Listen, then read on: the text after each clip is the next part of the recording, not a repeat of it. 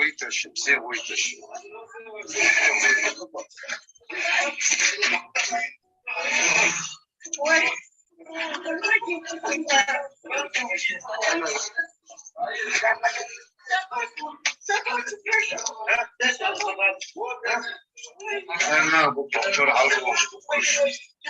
Вот твоя собака.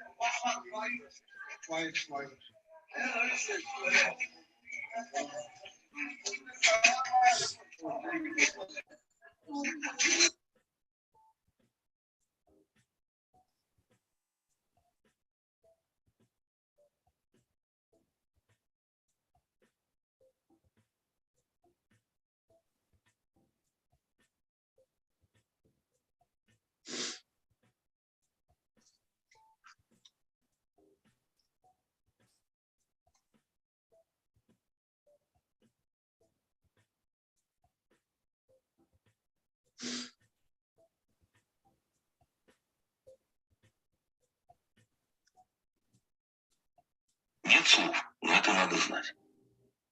А вот это уже я вам скажу. Если это правда, то там должен находиться Красный Крест, все иностранные компании и показать, каких подонков они воспитали. Ну, мы не должны этого замалчивать. И мы не должны этого скрывать. И я вам скажу так. Никакой пощады теперь. Мы пытались сохранить города. Не, ребята, все. Это уже переходит в другую стадию. Нам противостоят убежденные садисты, нацисты. Поэтому, знаете ли,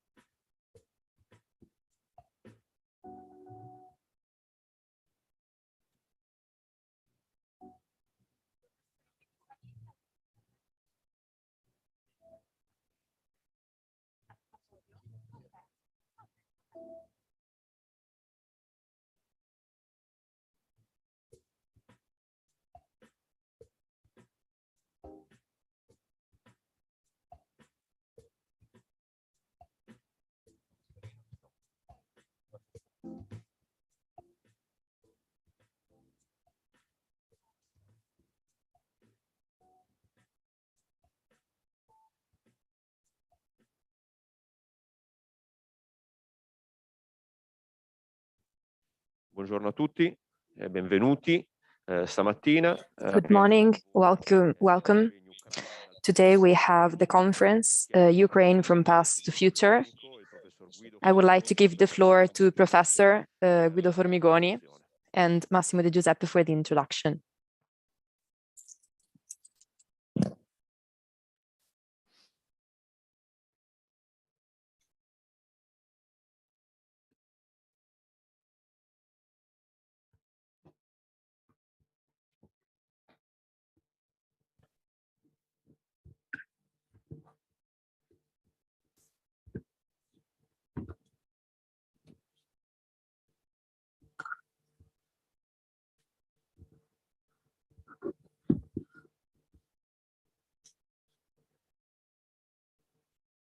Allora, buongiorno a tutte e tutti. So, good morning.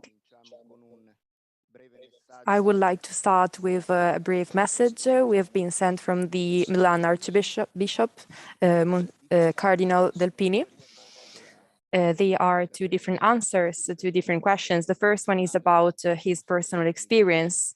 And he said that the permanent education for the church organized a group for cardinals. It was a pilgrimage, and it was not a touristic experience. Pilgrimage means that we went to Kiev churches and Christian community with solidarity activities in which church is involved.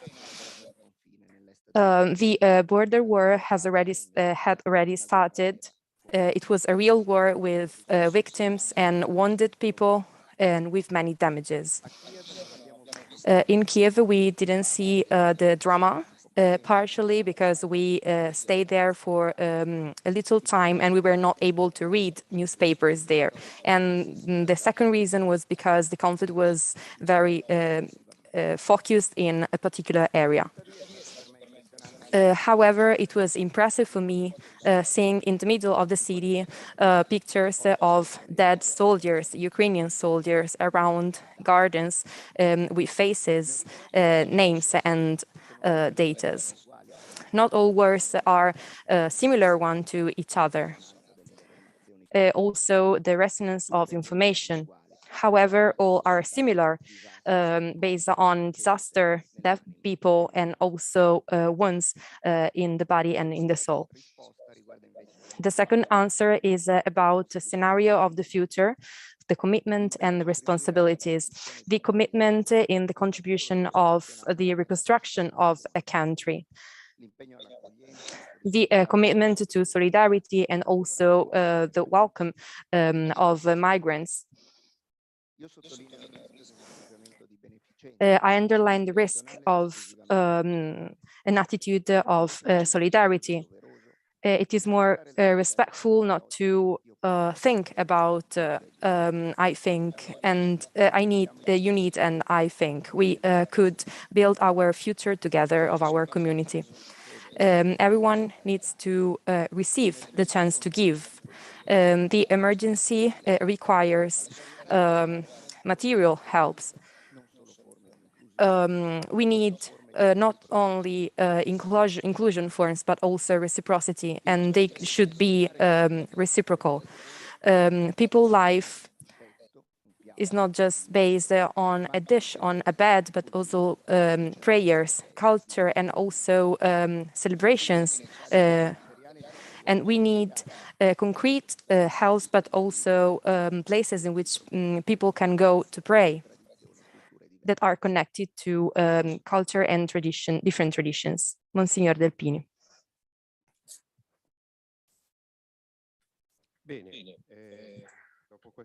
Well, after this introduction and these first words,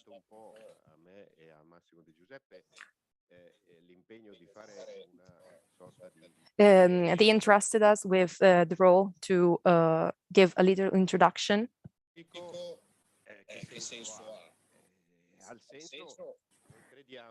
We believe that it is really important to help everyone to understand more about what's happening under our eyes in front of us. because war is always a tragedy. And there is always a moral judgment on the person that starts the war and who carries it, and tragedies about people that are involved in these conflicts. So this is something that can't be cancelled. We think that we could not stop here. We also have to add other information in order to understand and to build a reasoning on the way we can go out from this tragedy. The goal of the history that is not something just intellectual, going back and understanding some aspect. That's something that should help us to understand why things went like this and the way we can set a different future. So I would like to provide a brief reasoning about certain studies and some pictures of a war and an historical issue that has consequences on current period. Everyone knows history. Sometimes they know it, exploit history with for their goals, for their aims. And every war is like this, especially the current one. The current war is embedded with historical recalls. There is this debate about the position of Putin and Ukraine. Maybe Ukraine does not exist. We talked about the history of Moscow. We have to basically refer to the fact that in more than 1,000 years ago, they had a common origin. Russia, as we know it today, dates back to many experiences and a plurality of areas, Slavic populations that came from Asia, and Vikings migrations that went down from the Baltic to the Black Sea with conquest, for example, and trade. And there in Kiev, a principate was born. It was the first of this region that decided to practice Christianism, and there was also the conversion in 1988 of Vladimir that was considered the origin of the Russian world. We can say that there was not a Ukrainian nationality, but there was a shared history to which many players today refer. Because this situation gave origin to a tradition, Russian culture, for example. The human reasoning is connected to these Christian roots that are connected to the inflow coming from south, from Constantinople, Byzantium, and we have the theory of the Third Rome that will be moved in the Russian environment. Then history passes from conquest, and the inheritance was shattered. The second flash I would like to remind you is that in those lands, we had different inflows. From the south, we have the Ottoman Empire that conquers the Crimea and the coast of the Black Sea, and we have a long, lasting presence here. You can see here in this map, Ukrainian current borders are in blue. On the west, we have the Poland-Lithuanian influence, and it does not create a strong state, but leads takes a tradition that is different from the Eastern Christianism, because Poland is the maximum part of Christianism. So the western part of Ukraine is connected to this influence and the bond with Greek Church, with the Roman obedience after the Great Schism of many years ago.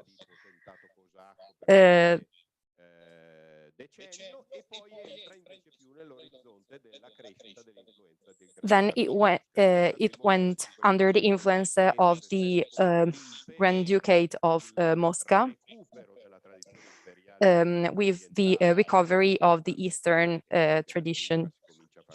The Duke was called Tsar, that was the emperor, and he started to expand over those lands, with the idea that it will be an extension to the great Russian world. So the Third Rome, the Orthodox Church, and conventionally under this empire, those lands were called Little Russia, because it was a type of influence that was not thought as colonial, but as an expansion of a colonial reality that was unified under Tsarism. So most Ukraine, the western part will enter the Habsburgic world after the end of the Poland Commonwealth. And in this scenario, we arrive to the 19th century. It is the real focus of the national identity. The concept of nation was born in those times, and it was based on similar tradition, habits, and also language. In those lands, there is Ukraine awareness that is not generalized to all people. There are some environments that are more intellectual, and they develop this theory.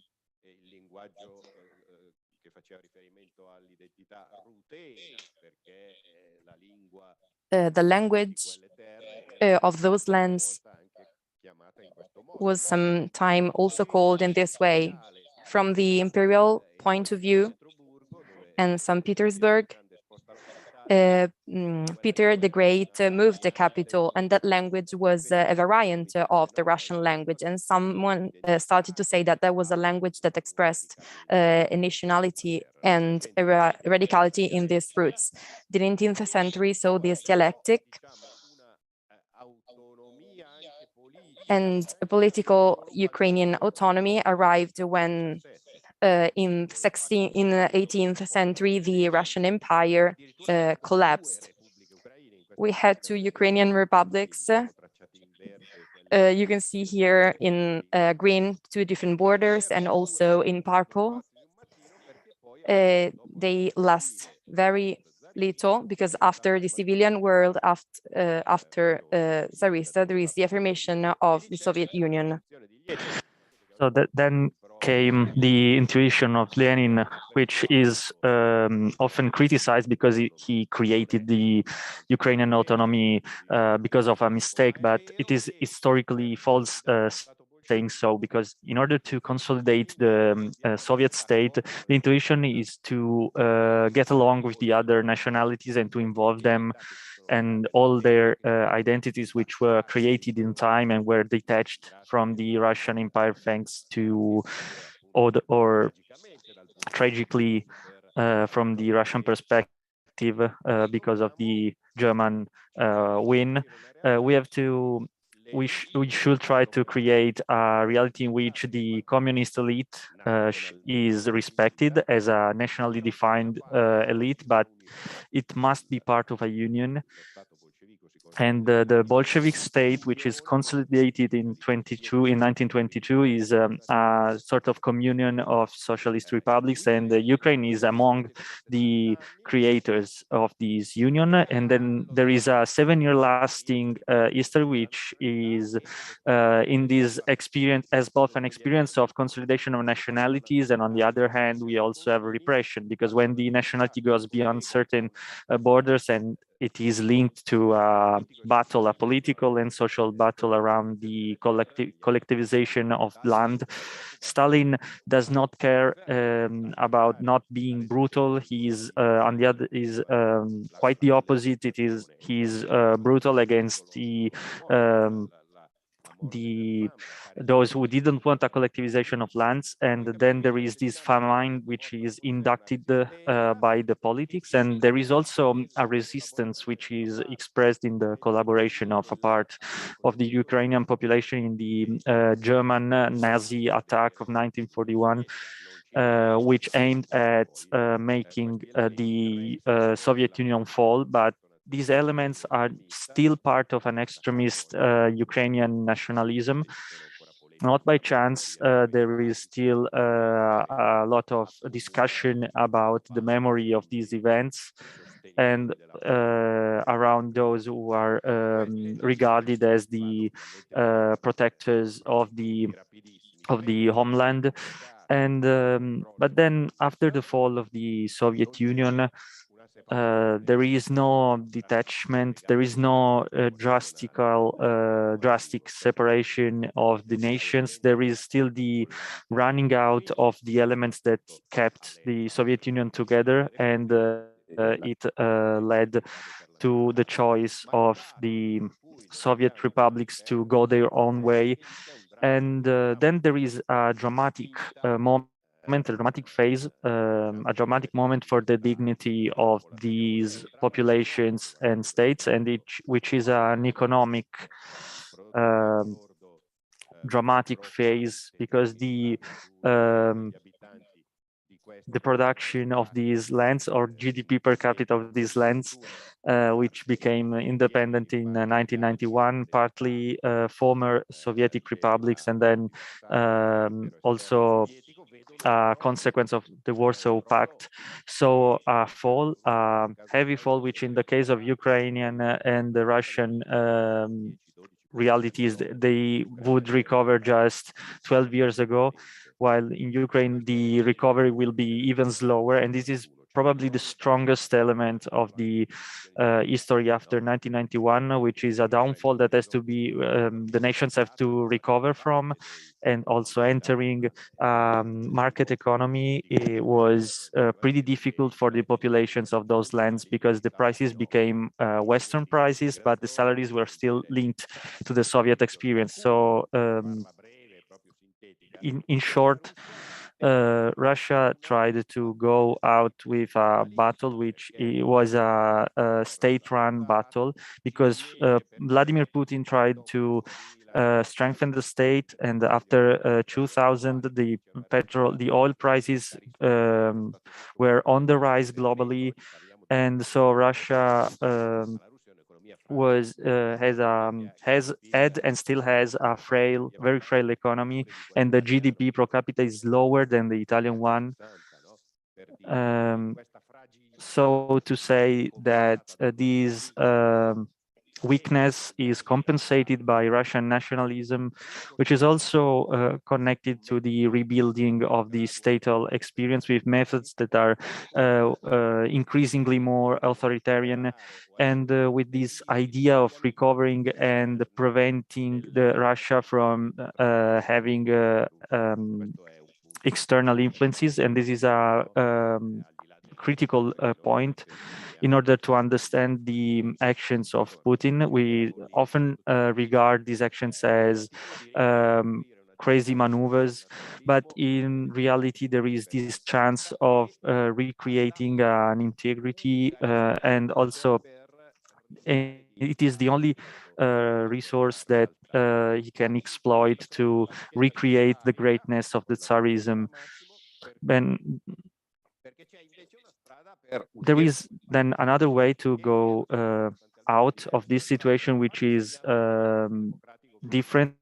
On one hand, we could have a democratic process, while on the other hand, we also have to understand that there is no heritage, democratic heritage, but there is still this idea that the elite that wants to come out of this abyss still wants to be bound to the European and the Western influence, because this heritage is still divided because of the differences and the separations that are a natural part of this country.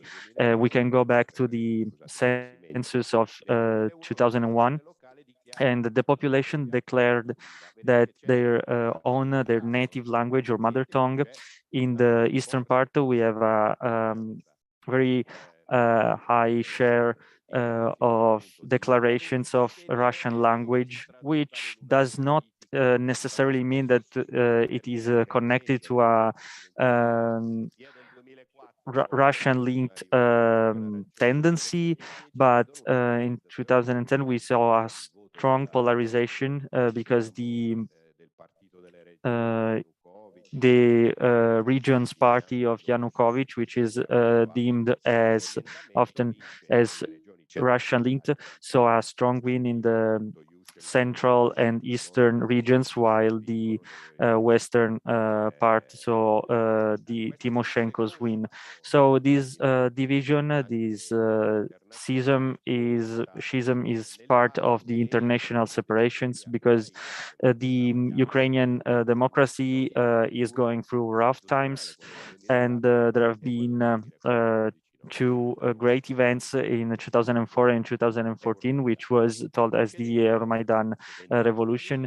And there was pluralism. There was also the presence of extremist minorities. When Putin talks about denazification, he talks about it in an instrumental way, but we also have to observe that in this democratic tendency there is a radical nationalism which is connected to far memories in this direction.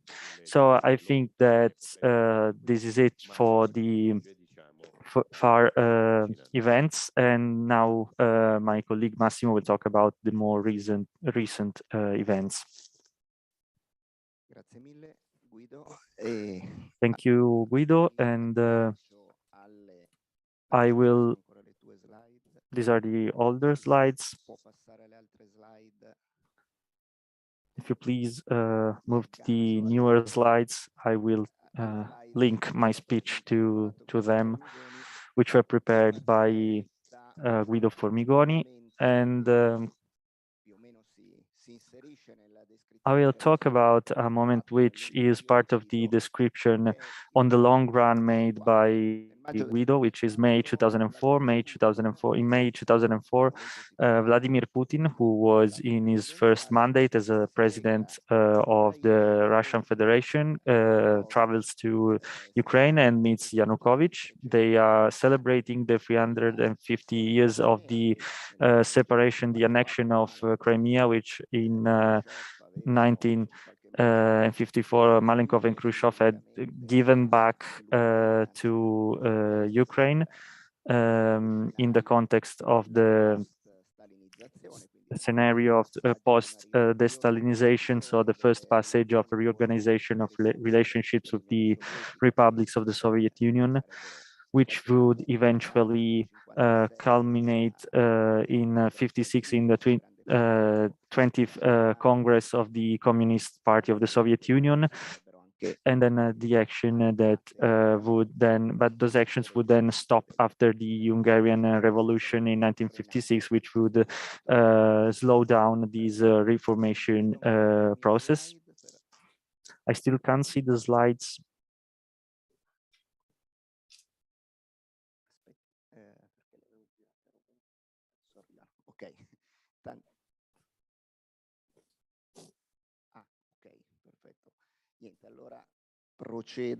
So I will move on and talk about the last part of Guido's slides.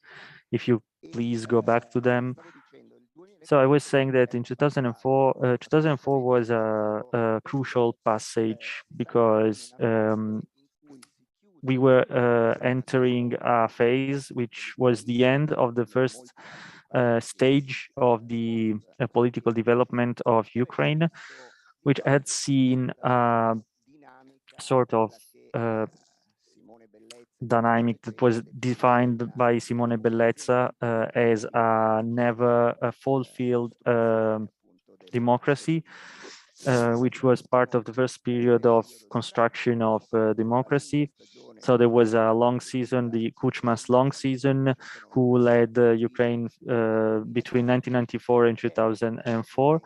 And it was a season in which, like in many other post-Soviet realities, mechanisms that of the oligarchies, which is a central aspect in the rebuilding of Putin's state, but also in the building of the internal political dynamics of Ukraine, as well as the campaign of Zelensky, who wanted to define himself as the enemy of oligarchies, and he would then be the savior of the people through a mediatic operation, which was very well built.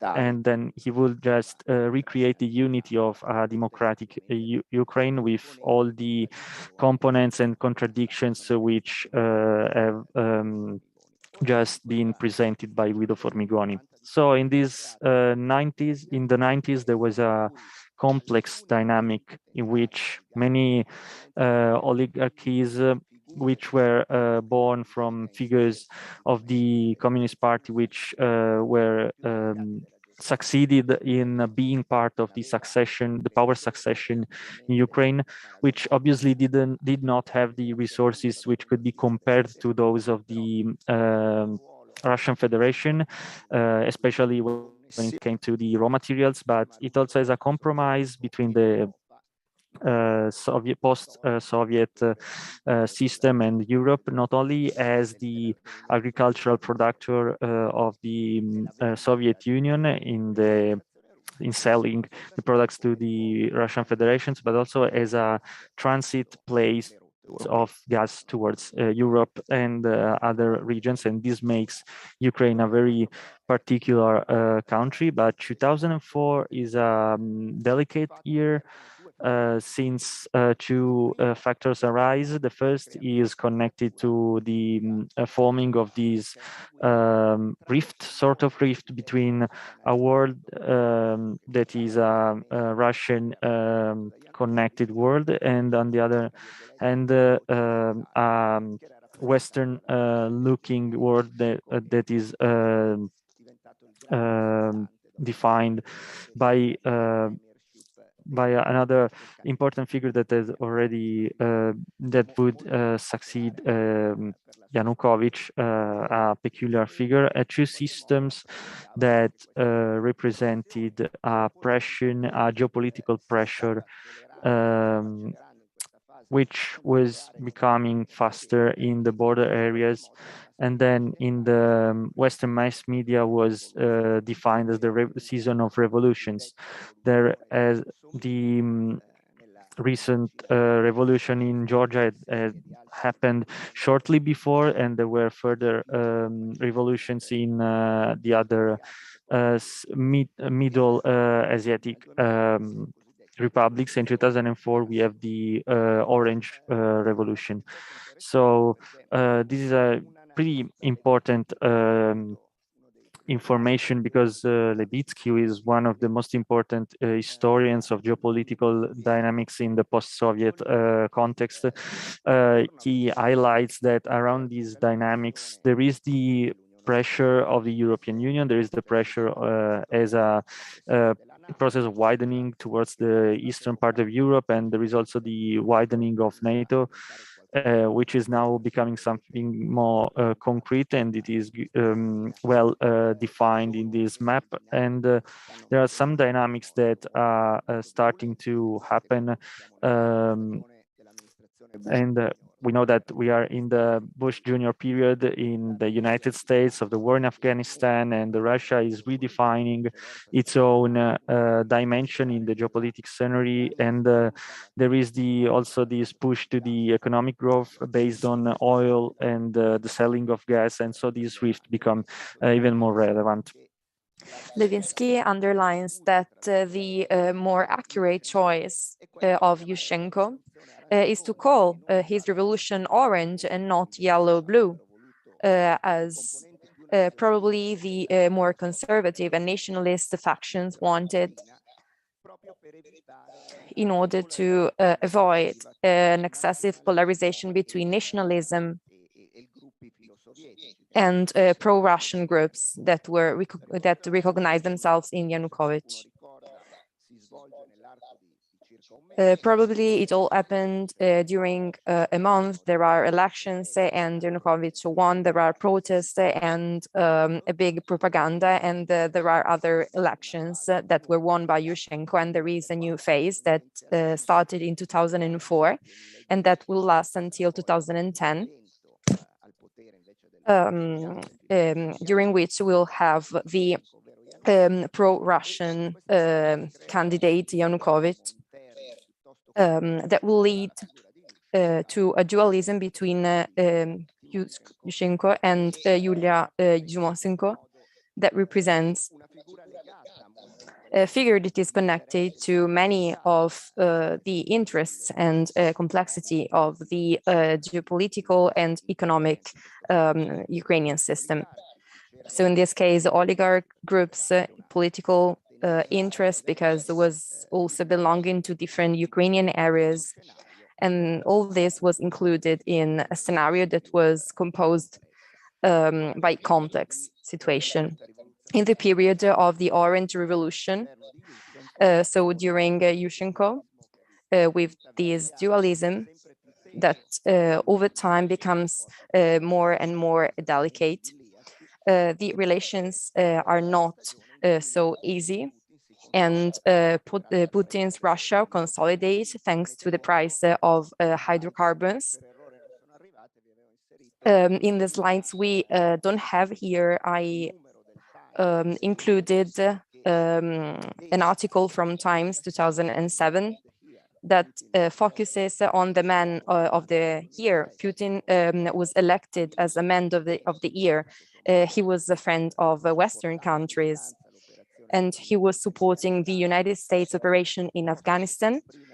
He did not oppose, even though he expressed many worries, but he didn't oppose to the operation for the Second Gulf War in the UN. That creates a very complex situation that gives us an insight of different dynamics of war that happens after 2004.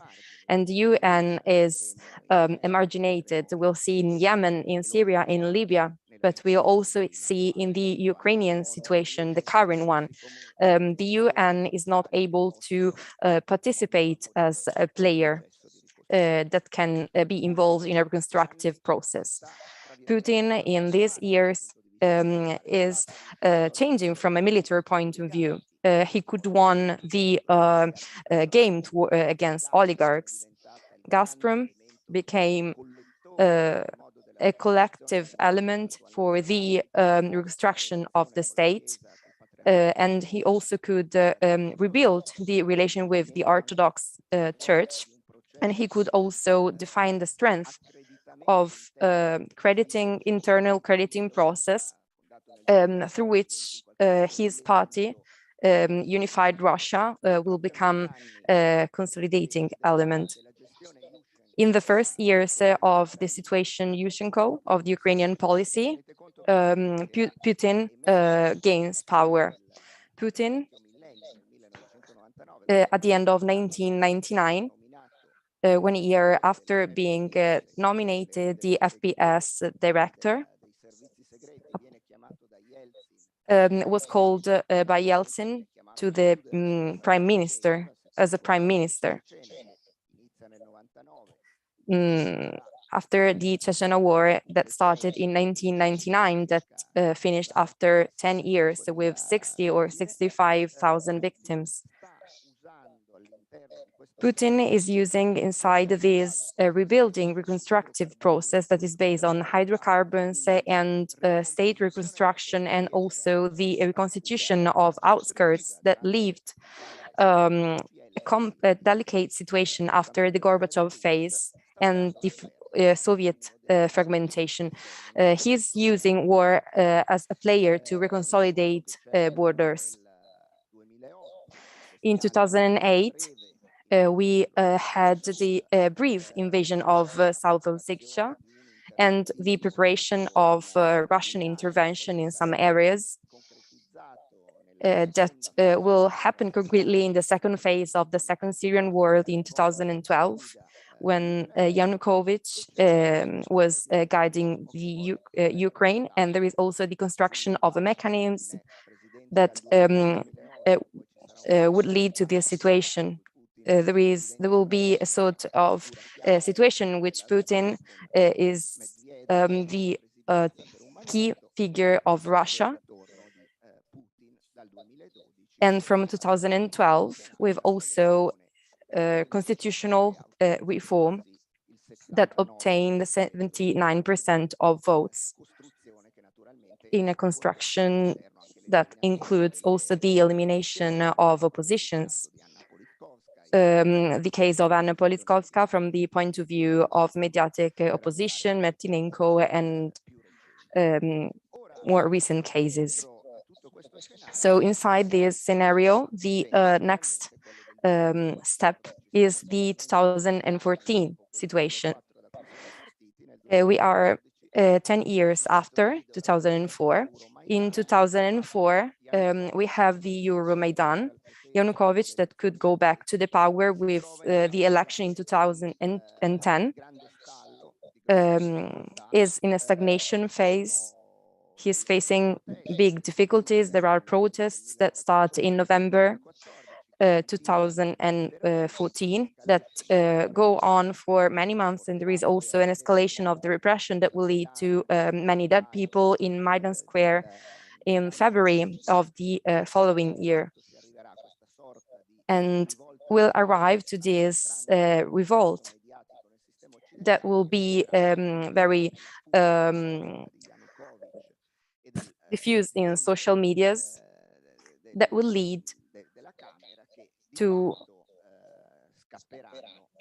the position of the president. So we'll enter here in a different scenario that will lead to a new reorganization, the Turchinov presidency, and then the one of Poroshenko, an old oligarch, that will start again a reorganization process of the country. So in this scenario, that is quite particular, we have topics that are connected to the double pressure from the NATO, for example, in the definition of the balance, and also the aggressiveness of Putin in order to reconstruct pre-Soviet borders. So the scenario is changing. But there are other topics Guido Formigoni mentioned. We have lustration, that is the fact that new administration wants to eliminate the old ones. There is a sort of obturation. Some were connected to Yanukovych system. They introduced in Ukraine the pro-Russian history. In 2021, 1 year before this Russo-Ukrainian war, Putin wrote a book that was signed by Vladimir Putin that was focused on the topic and the conflict between Russia and Ukraine in a pro-Russian, from a pro-Russian point of view. There are very strong tensions, and there is also debate about the acceleration of the process of getting close to Russia. And he is a figure of a new prototype. Zelensky passed from television to politics. The same happened for the president of Guatemala, Morales, that in 2010 lived a similar story. He was a protagonist of a TV series that was focused on the fight against corruption in Guatemala. And he won the election, and he guided Guatemala for a mandate. And it was allied with Trump. Inside this scenario, Zelensky represented a new player. Some experts told that Zelensky represents a new modern figure that is part of the 21st century. Zelensky got the power with a net gain under many points of view. And he mentioned again many crucial, significant topics that reminds us to 2004, like the acceleration to the approach to the European Union and the NATO, and everything in a moment in which we have skipped many slides, in a period in which, after a delicate phase, we don't have to forget the impact, the long impact phase of 2010, and the difficulty of the Russian economy is living in this phase in which China is, of course, the main point of reference, but it's not the only one. So Russia is in a phase of reorganization that is very complex. So the situation pushes Putin's project to become more and more aggressive and to represent a threat between January and February 2022, the attack to Ukraine, and also concretize it from the 21st of February.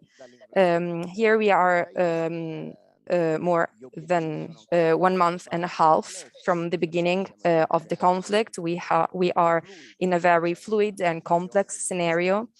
We have the United States that are aligned with the idea to protect Ukraine through the provision of weapons and external helps, and the sanction policy, and also an international negotiation.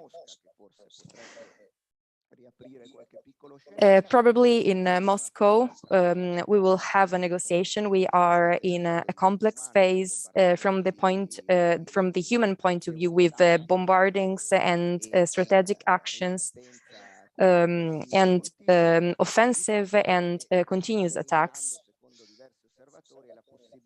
And we also have the Russian goal to arrive to the division of Dnieper, that is an important river. So the division of Ukraine. Another more realistic would be the separation, according Putin, of the Donbas and Crimean. That I forgot to say that in 2004 was obliged to a forced referendum that took it back inside the Russian Federation. Russian people had Sebastopol base in the Black Sea.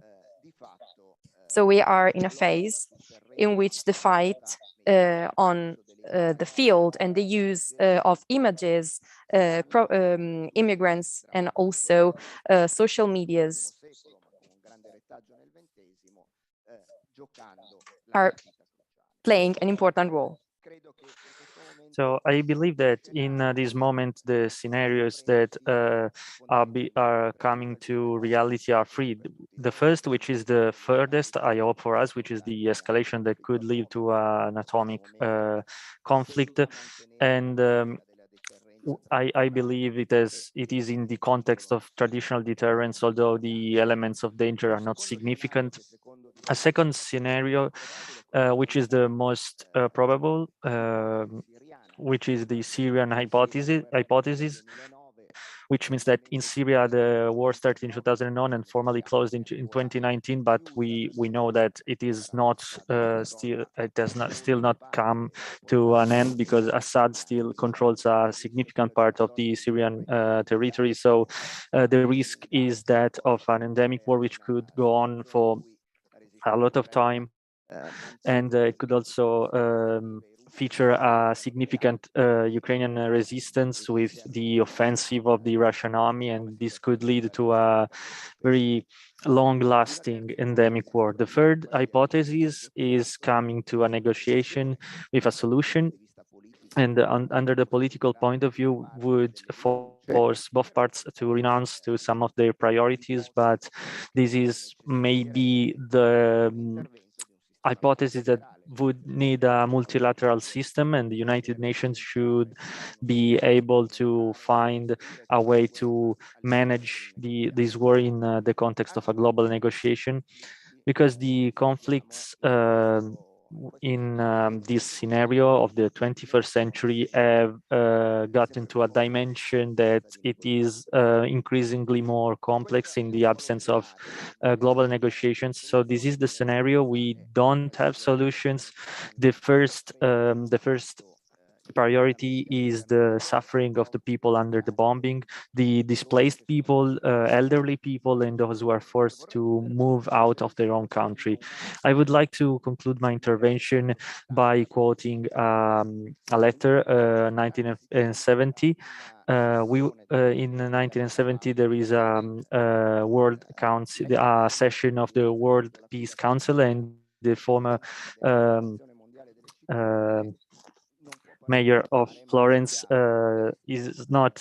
cannot take part into the event, but he sends this message and says that I'm really sorry I cannot take part into this event. This session of the council is inspired to Lenin and has a very important meaning in this moment. Is this turning point in the history of the world. I must say we were in the phase of the turning point of the Vietnam War, so a particular moment of tension, and the discussions of Helsinki and the improvement of relationship between Moscow, between Eastern and Western Berlin are very important, are making something at the borders of the Soviet Union happen. So I believe that the sentences of Lenin in the first years of the 20s, we should understand that our convictions and should mutate in order to change the fate of our world, and this idea of Lenin, which coincides with the idea of Gandhi, that was expressed when when there was the bombing of Hiroshima, should be the expression of the current political, spiritual, and scientific stage of the world history. And the main topic is European security. If Europe is able to redefine the characteristics of safety, we might be able to start a process of world negotiation that could spread to other areas of the world. Lapira wrote this in 1970. He had already been in Moscow, in Kiev, and so this is maybe the main wish of redefining the relationship between society, science, and politics, and the negotiation is the only way to slow down a war that is growing exponentially in some areas of the world. So the 2% of new weapon acquisition is a sign of the times. So thank you for your attention.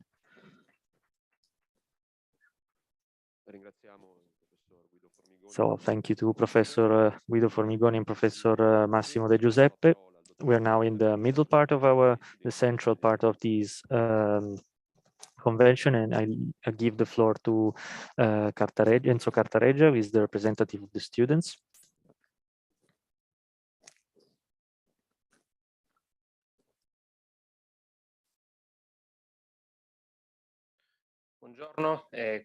Good morning, everyone. It is a pleasure to speak here. So I'm here just to listen in this morning, which is particularly important for us as students. And under the suggestion of the students, we wanted to provide some ideas for everyone. I'm working on, I'm reading newspapers, and I still fail in understanding some things. So it is important to have in the university so many important people, and I would like to go beyond this sort of war fog that does not help us. And I wanted that we have also interacted with the Archbishop Delpini, who has sent us a very important message. So I would like to thank all the people who have decided to accept the invitation to our university in this morning, but also I would also the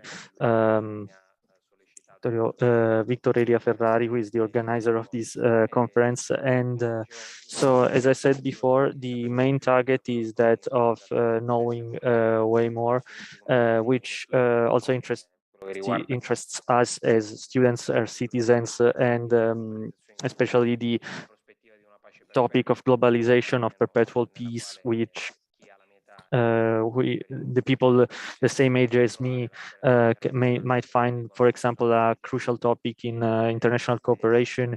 And these are topics that we are seeing that are put at risk by the current situation. We are interested in seeing more and knowing more for the future. So thank you, and good. I wish everyone a good day.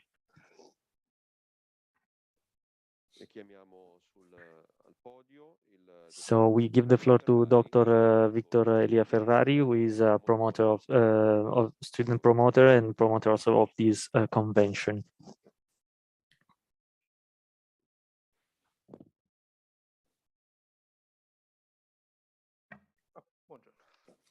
Good morning.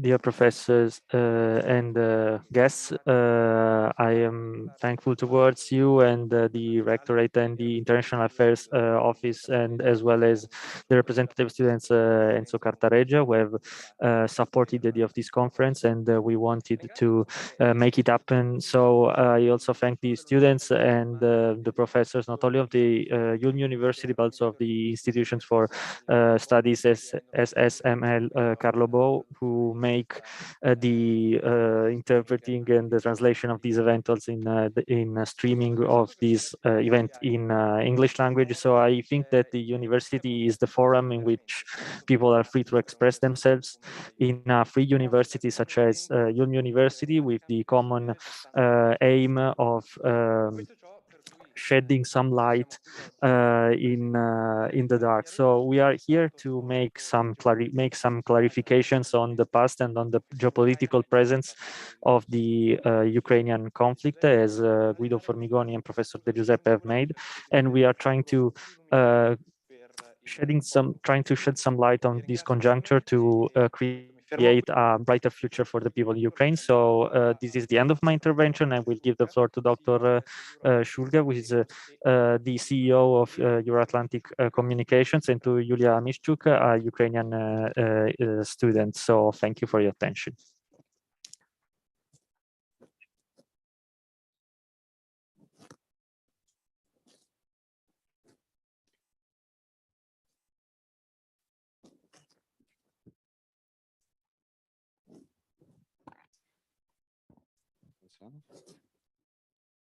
Buongiorno a tutti. Morning, everyone. I would like to thank the Professor Formigoni and De Giuseppe because of their introduction of the current situation in Ukraine and where we are right now, the path we have gone through in order to, in 2014, after And we made a choice, the choice of being part of the Western world. We have declared that we want to take part into the European Union and of the NATO. So this choice is the reason why we are seeing this tragedy which has happened and is still happening after the 24th of February, when Russia decided to invade Ukraine and started a war against Ukraine. On the 24th of February is a sort of a black day for Ukraine, for Europe, and for the European Union and the Western world as a whole, and for all of us. I'd like to talk about what we have and what we must do in this moment against Russia and against Putin.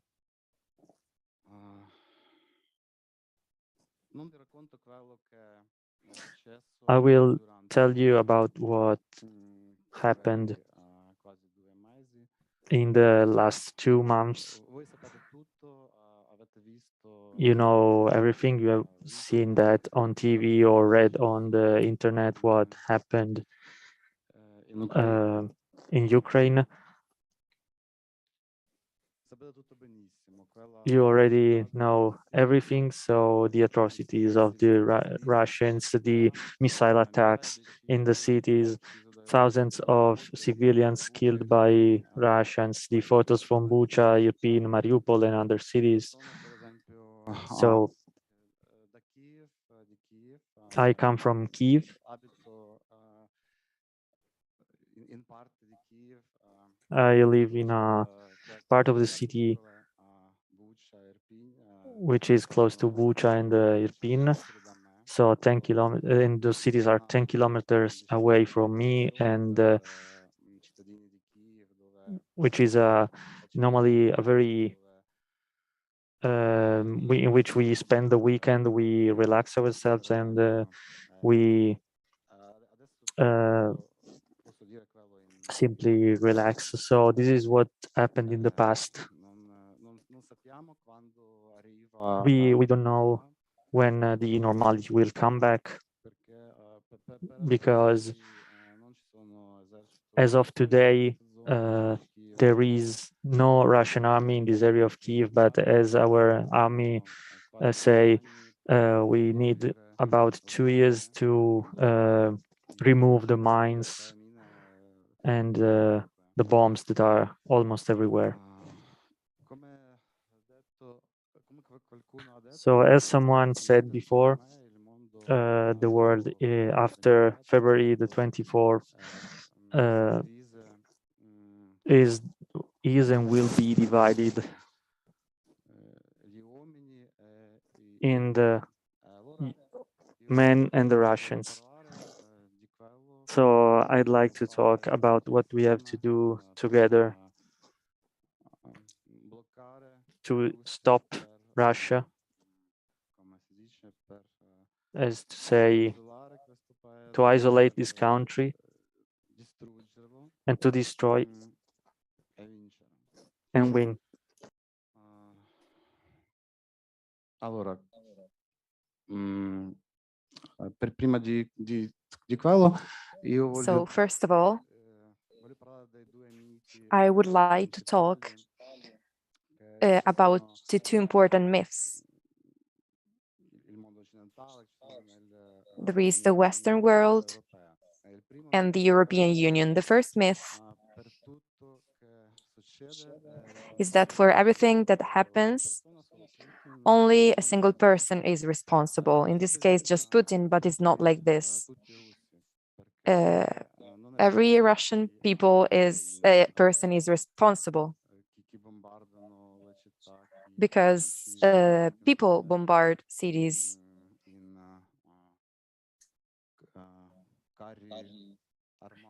and tanks sparano alla gente.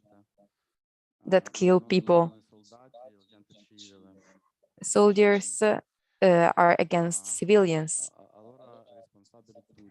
So everyone is responsible for this. Mito che And the second myth anche importante è quello che pensano che Putin ferma in Ucraina. is that they think that Putin Io penso will stop in Ukraine. non sarà così. I think that will not be like this because he will not stop just in Ukraine. The main reason, according to NATO, in order not to be involved in the war, because they say if we close the airspace over Ukraine, Russia will attack the NATO or some countries, some NATO's members. But according to me, Russia can attack also if NATO doesn't close the airspace. These myths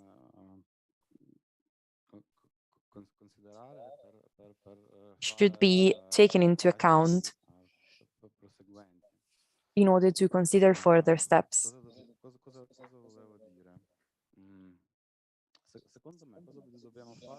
According to me, what we should do, or what should we do all together with our parties and allies? We should go on with the coordination of measures, restrictive measures against Russia, and economic support in favor of Ukraine. Many measures have already been implemented.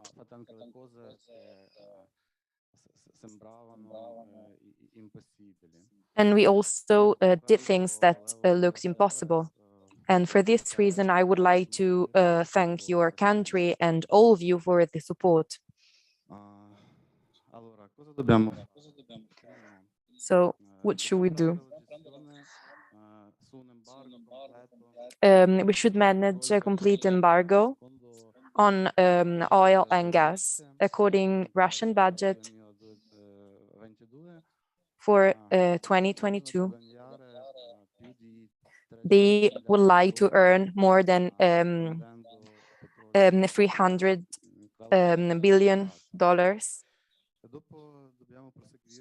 After this, we should go on with the process to secure Russia justice in international courts.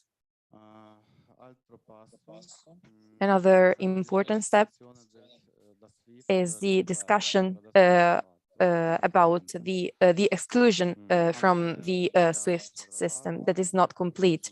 We need weapons because this process should not be transparent. Specialists should talk about this as well. And we should also talk about the NATO. And using the diplomatic language, I would say that the alliance is not using all the resources it has in order to protect Ukraine.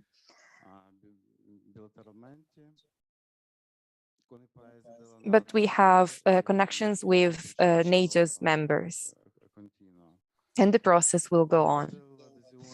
At the end of the adhesion to the European Union on March 11th, it was an important day in the process of Ukrainian integration into the European Union. And the leader of EU countries decided to go on and approve the phase of the integration. So now the European Union has to respond if the country is in compliance with all Copenhagen criteria. Today, we have achieved more than 75% of our criteria according to the European Union. In March,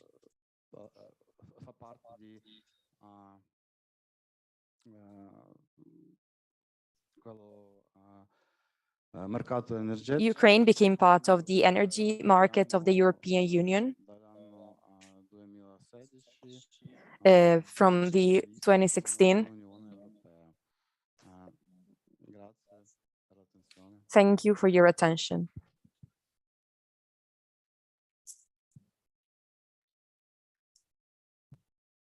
Ciao a tutti.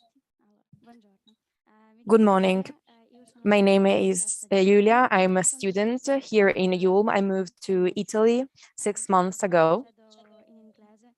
Then Lei I è il will mio speak interprete, quindi grazie in English. She's my interpreter, so thank for you. giving me the opportunity to do it. Let me proceed in English straight away. Sorry for not speaking in Italian from the very beginning. I'd like to give you a better idea about what my country is. We've heard a lot about history, and the things we hear are scientific, they are historical, and I realized that Ukraine is not the first country you think about when you think about the world or important events.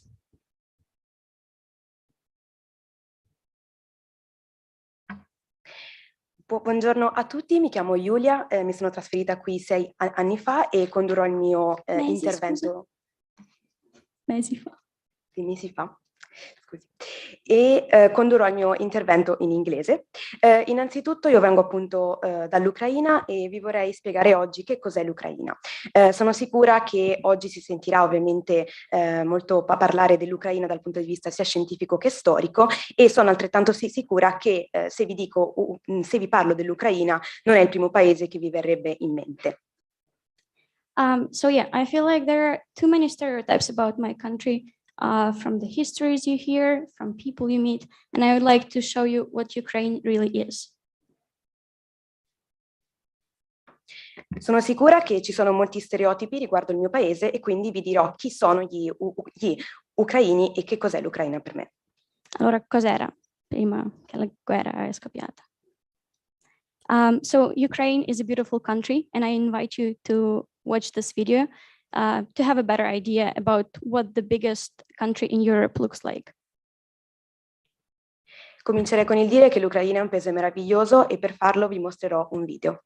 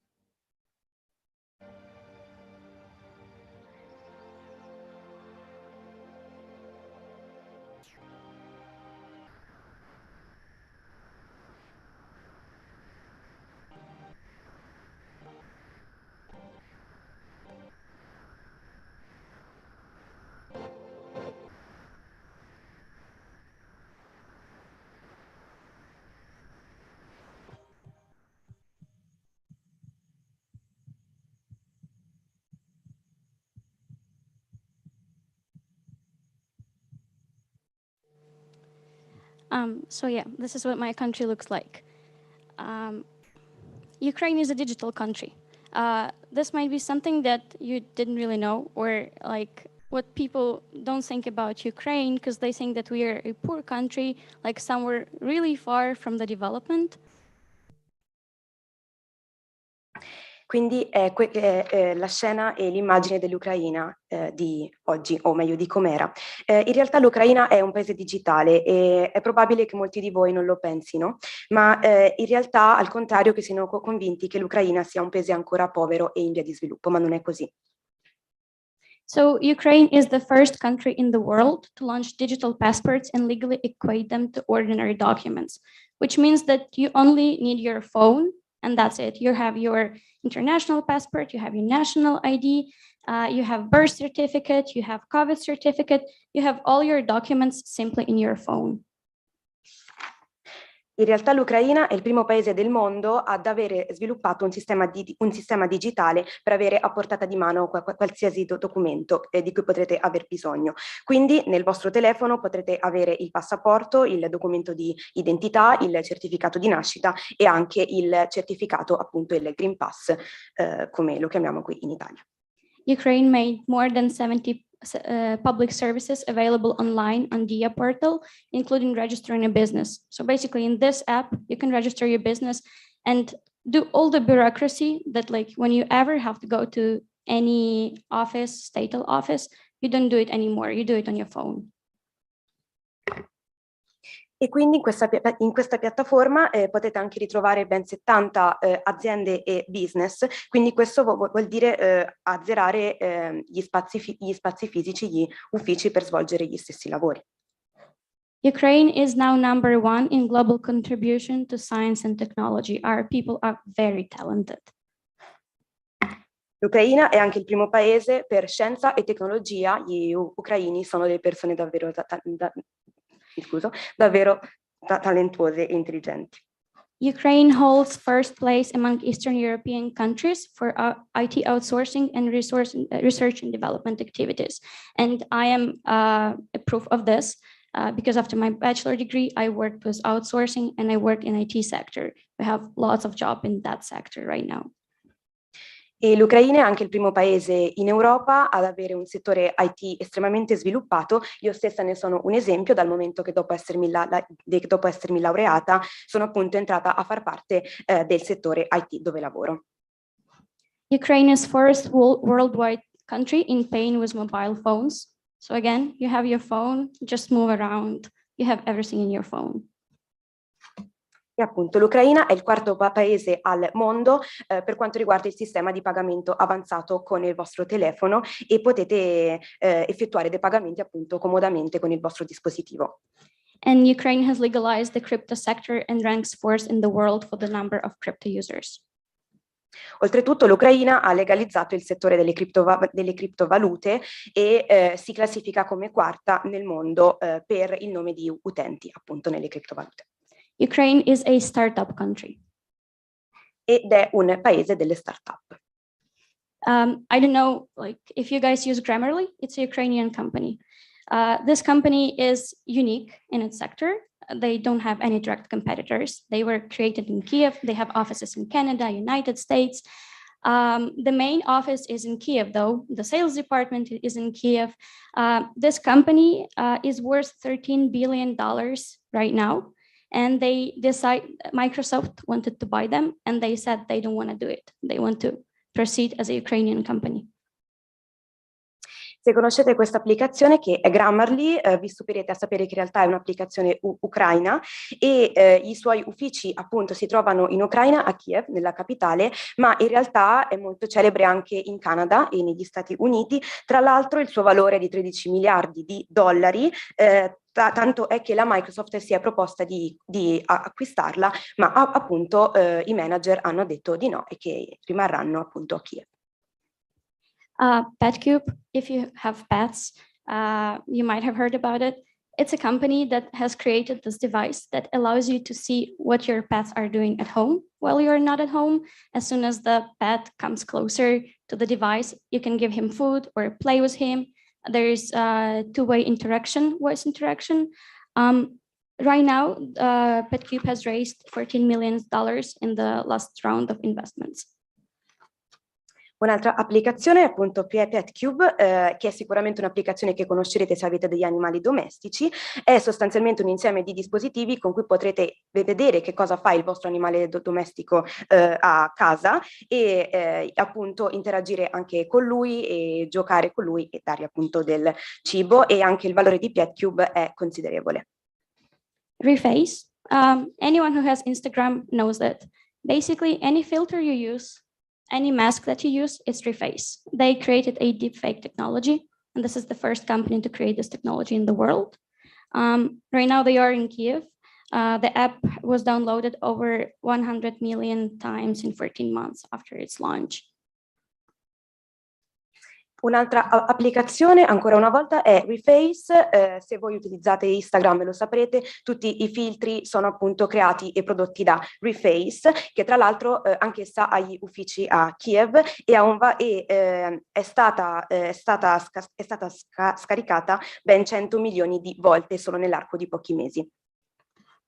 GitLab. Everyone who works in technology knows that. Basically, that's a unique space for working simultaneously on projects. DevOps work in that environment a lot, and basically your team can be all around the world and they work on the project. The company is valued about $16 billion right now. E poi abbiamo un'altra applicazione che è GitLab, che invece è uno spazio dove si può appunto collaborare ad un progetto simultaneamente con gli operatori in ogni angolo del mondo, e anche qui il valore è veramente significativo perché il valore di GitLab al momento è di 16 miliardi di dollari sul mercato. And the last one is Preply. It's basically a platform that allows you to go through online lessons. Every month they give 300,000 lessons. They also have unique technology in terms of how they manage payment, bookings, etc. E l'ultima è Preply, che invece è un'applicazione di insegnamento online che appunto ogni mese effettua ben 300.000 lezioni e tra l'altro ha anche dei sistemi di pagamento e di prenotazione molto avanzati. Ukraine is a talented and new country. L'Ucraina in sostanza è un paese di talenti e di novità. And by that, I mean that if you think that you can never see Ukraine unless you go and Google Ukraine, it's not true. We have many talented videographers, people who are very talented in artistic way, and many movies and many video clips have been made in Kiev, and now I'll show examples of those, and I'm pretty sure you know them. Quindi il perché vi ho mostrato queste immagini delle applicazioni è per dimostrarvi appunto che l'unico modo per andare in Ucraina non è solamente quello di visitarla, ma anche quello di utilizzare le applicazioni che sono qui create e prodotte, o di vedere i video, di assaggiarne anche l'arte e appunto di guardarne i film, e come appunto il video che vi ho mostrato in precedenza. So 21 Pilots, Nico and the Niners was fully shot in Kiev at my university where I did my bachelor degree. Ed Sheeran has made his video clip in Kiev, Hertz.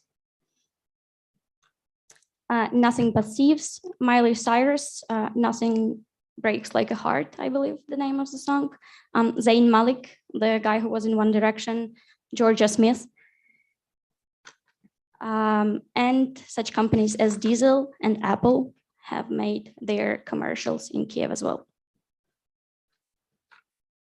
Per esempio, i video di molti gruppi molto celebri nel mondo sono stati girati nella mia università a Kiev, come quella dei 21 Pilots, o ancora i video di Ed Sheeran, di Miley Cyrus e di Zayn Malik. E inoltre ci tengo a dire che Diesel e Apple hanno girato alcune delle loro clip pubblicitarie proprio nel mio paese e a Kiev in particolare. Ukraine is an authentic country. E l'Ucraina è un paese veramente autentico. We have a unique culture, national clothing, as every country does. And the embroidered shirt is the main part of it. And we still keep our traditions. Our clothing is not the same as Russians have. Our traditions are not the same as Russians have. Moreover, it's very difficult for us to preserve our traditions because as long as you have your tradition and your national clothing, in USSR, you would be either killed or sent to Siberia, or they would arrange a famine so that your culture doesn't have a chance to survive. And yet we keep it.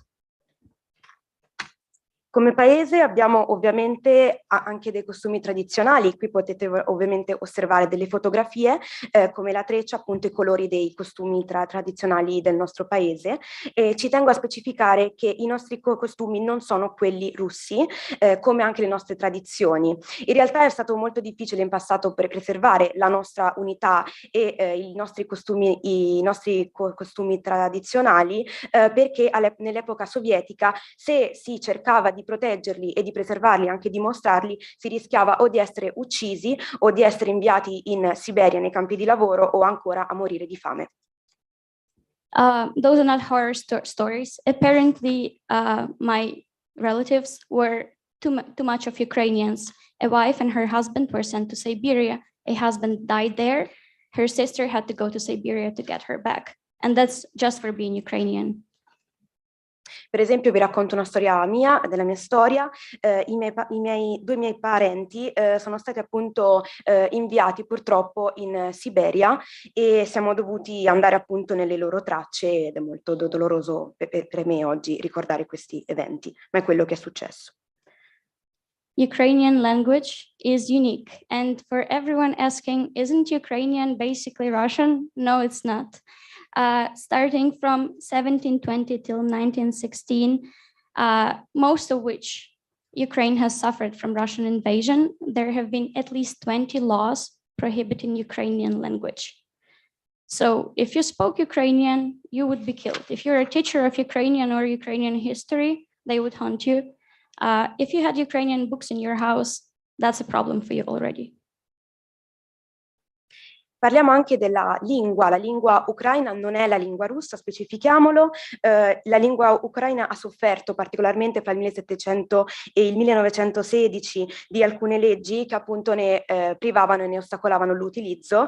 Addirittura se ne contano una ventina e se si violavano delle leggi appunto sull'uso della lingua ucraina si rischiava di essere uccisi o appunto perseguitati e erano veramente delle scelte molto pericolose per la popolazione. Tutta. And we have Ukrainian cuisine and traditions, and like the weird guys in weird costumes, we still do that. We really love our traditions, and we think that our traditions are unique, same as our country. Ovviamente abbiamo anche una cucina tutta nostra, delle nostre tradizioni culinarie e qui vedete appunto delle immagini con dei vistosi, con un vistoso abbigliamento appunto in chiave tradizionale. C'è ancora della gente che lo fa e questo per dimostrarvi che l'Ucraina è un paese davvero unico e anche la sua gente. So Ukraine, both before and after in the first place, is a country of my life. And this is the point where I will get very personal. It's not something typical for me to show my relatives or my story like on the screen for so many people. But I think what is important to understand, the main message that I have for you guys is that Ukraine is not far. It's 2 hours flight. We are not different. We are not worse. Yes, we are a post-Soviet country, but it doesn't mean that we are different from Europeans in any way. Our lives are just as yours. Like I had so many student exchanges. I speak different languages. I have a family. I have my life, and so do 40 million of Ukrainians. Ora vi mostrerò una parte della mia vita e vi dico intanto che l'Ucraina è il paese della mia vita in tutto e per tutto e questa è la parte in cui diventerò un po' più emotiva perché non è solito per me il mostrare le foto della mia famiglia, i miei parenti in Ucraina, ma lo farò anche per mostrarvi che l'Ucraina non è un paese così lontano come lo pensiamo. Si trova solo a 2 ore di volo da qui e inoltre è un paese in tutto e per tutto con i valori dell'Europa e appunto è un paese che è pieno di vita. Io stessa ho incontrato moltissime persone che hanno svolto degli scambi internazionali in Ucraina oppure che sono appunto venute qua dall'Ucraina. So basically, this is my life before the war. Those are my friends. We also have dogs. Our friends have weddings. Yeah, pretty early, but still, yes. We celebrate birthdays. We go hiking. We go on a boat. We spend really cold winter evenings together. Queste sono alcune immagini della mia vita, ovviamente precedente alla guerra. Come vedete è la vita di chi festeggia, abbiamo appunto i cani, abbiamo i tour in montagna con le arrampicate, il trekking. Alcuni di loro appunto si sposavano, anche se è un po' presto, si potrebbe anche pensare, ma in realtà era una vita normale. I had my favorite colleagues joking about jumping out of the window because the life was tragical. I have a friend with a wonderful dog. I had corporate trips to Carpathians. I had birthdays. I had my parents and things like that. Just like you. My life was just like yours. Come vedete, qui ci sono i miei colleghi che cercano di aggiustare una finestra e giocano, poi il mio cane, ancora i miei amici, le gite nei Carpazi, i miei genitori. Come potete sostanzialmente anche dedurre dalle immagini, la mia vita era esattamente come la vostra. But what is Ukraine now? And I think it's difficult to perceive those stories when you hear about statistics, when you hear just news. You can't relate to them. You think it's happening far. So let me show you what my life is like now. Ora vi mostrerò come il mio paese ora, appunto in questo istante. È difficile infatti immaginarsi un paese se ne apprendiamo le notizie soltanto dalle news, dai telegiornali, perché siamo spinti a pensarlo come un paese che è lontano da noi, ma non è così. I also want to say that my story is not tragical at all. There are many more worse stories with rapes, deaths, and more like situations like this. Vi anticipo che la mia storia non è tragica come la storia di altre persone in Ucraina. Fortunatamente non ci sono stupri, non ci sono uccisioni, ma appunto non è una cosa scontata purtroppo. So just people in my life. My sister was in my hometown. Now she's in Milan, Italy. My aunt and her 2 children were forced to leave Kiev and go to Lodz, Poland. My friends, who all of them were in Kiev, had to leave Kiev, their houses, their lives, and move to other part of Ukraine, Western Ukraine. Quindi iniziamo da mia sorella che veniva da Dubna in Ucraina, ora vive a Milano, poi mia zia e i suoi 2 figli, che è stata costretta a lasciare la città di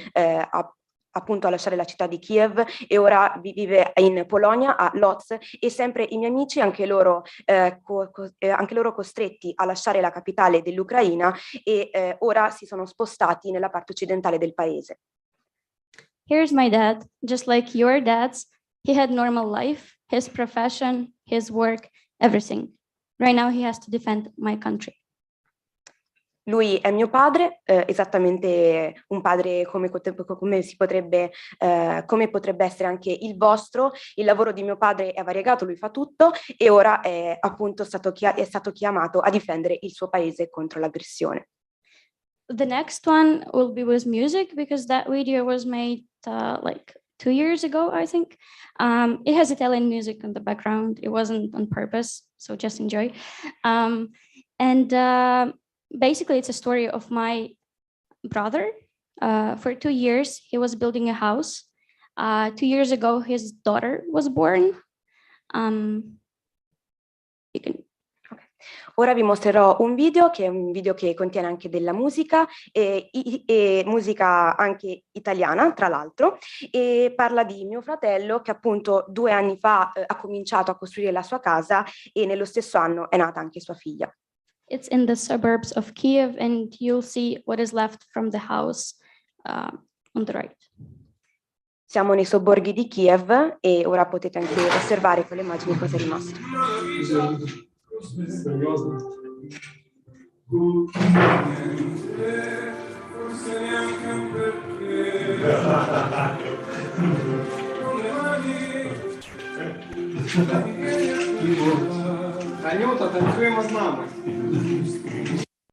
Not be able to go back to that life, like ever. And I guess like you can just read it. That's my colleague who was volunteering. She was delivering food to dog shelters in Kiev region, and she was shot to death just for trying to help homeless dogs and cats. Una vita, quella di mio fratello, a cui lui non potrà mai più ritornare, come si vede. Qui vi ho riportato l'immagine della mia co-collega, Anastasia, che è stata fucilata alla testa. Lei operava come volontaria per un rifugio per cani. And my story is very light compared to stories of other Ukrainians. La mia storia è ovviamente più leggera se la paragoniamo alla storia delle persone che vi ho appena menzionato qui. So what is Ukraine after? This is the final slide. And I could tell many things, but as long as you understand English, you'll be able to understand the following video. The answer is that we will rebuild the country and we will show the whole world why Ukraine is so cool. Quindi arriviamo a capire che cosa ne sarà del futuro dell'Ucraina. Ora vi mostrerò ancora una volta un video e il messaggio che voglio qui dare è che noi ricostruiremo il nostro paese e mostreremo a tutti che cos'è veramente l'Ucraina, ovvero un paese veramente molto, molto talentuoso e bello per il futuro. Повітряна тривога, дорога, незнайомі люди обіймають з порогу. Мама пише, що не їли третю добу. Що як завтра? Ти або я помру. Так дивно, немає страху. У нас ЗСУ, у нас волонтери, у нас мирні жителі від сміливості навіжені. У нас любові і болю вистачить на всю долю. Так дивно, немає страху. У нас культура проти агресії. У нас нація без депресії. У нас або автомат, або ноутбук. Клацаєш – пострілів звук. Нас не готували до цієї війни. Та у нас проти Росії зброя тече у нашій крові. Героям слава! В генетичному коді, обличчі народів, у мові, у кожному слові.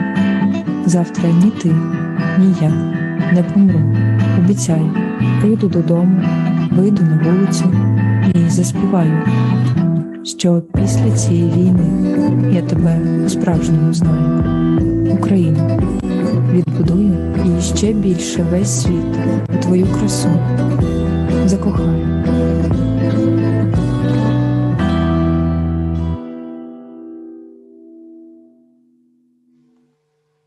Thank you. І слава Україні! Grazie a voi.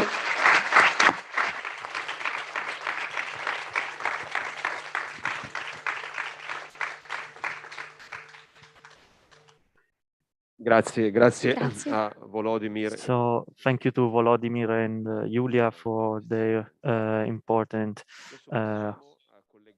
witnesses and contribution. So we'll now connect with Rome for the FAO. There is the Professor Mario Lubetkin, Vice Director, Federal Director of FAO. Thank you, Roberto, and good morning to anyone who is listening to us from Milan and other areas of the world. So my reflections will be different from what we've heard from Julia a few minutes ago.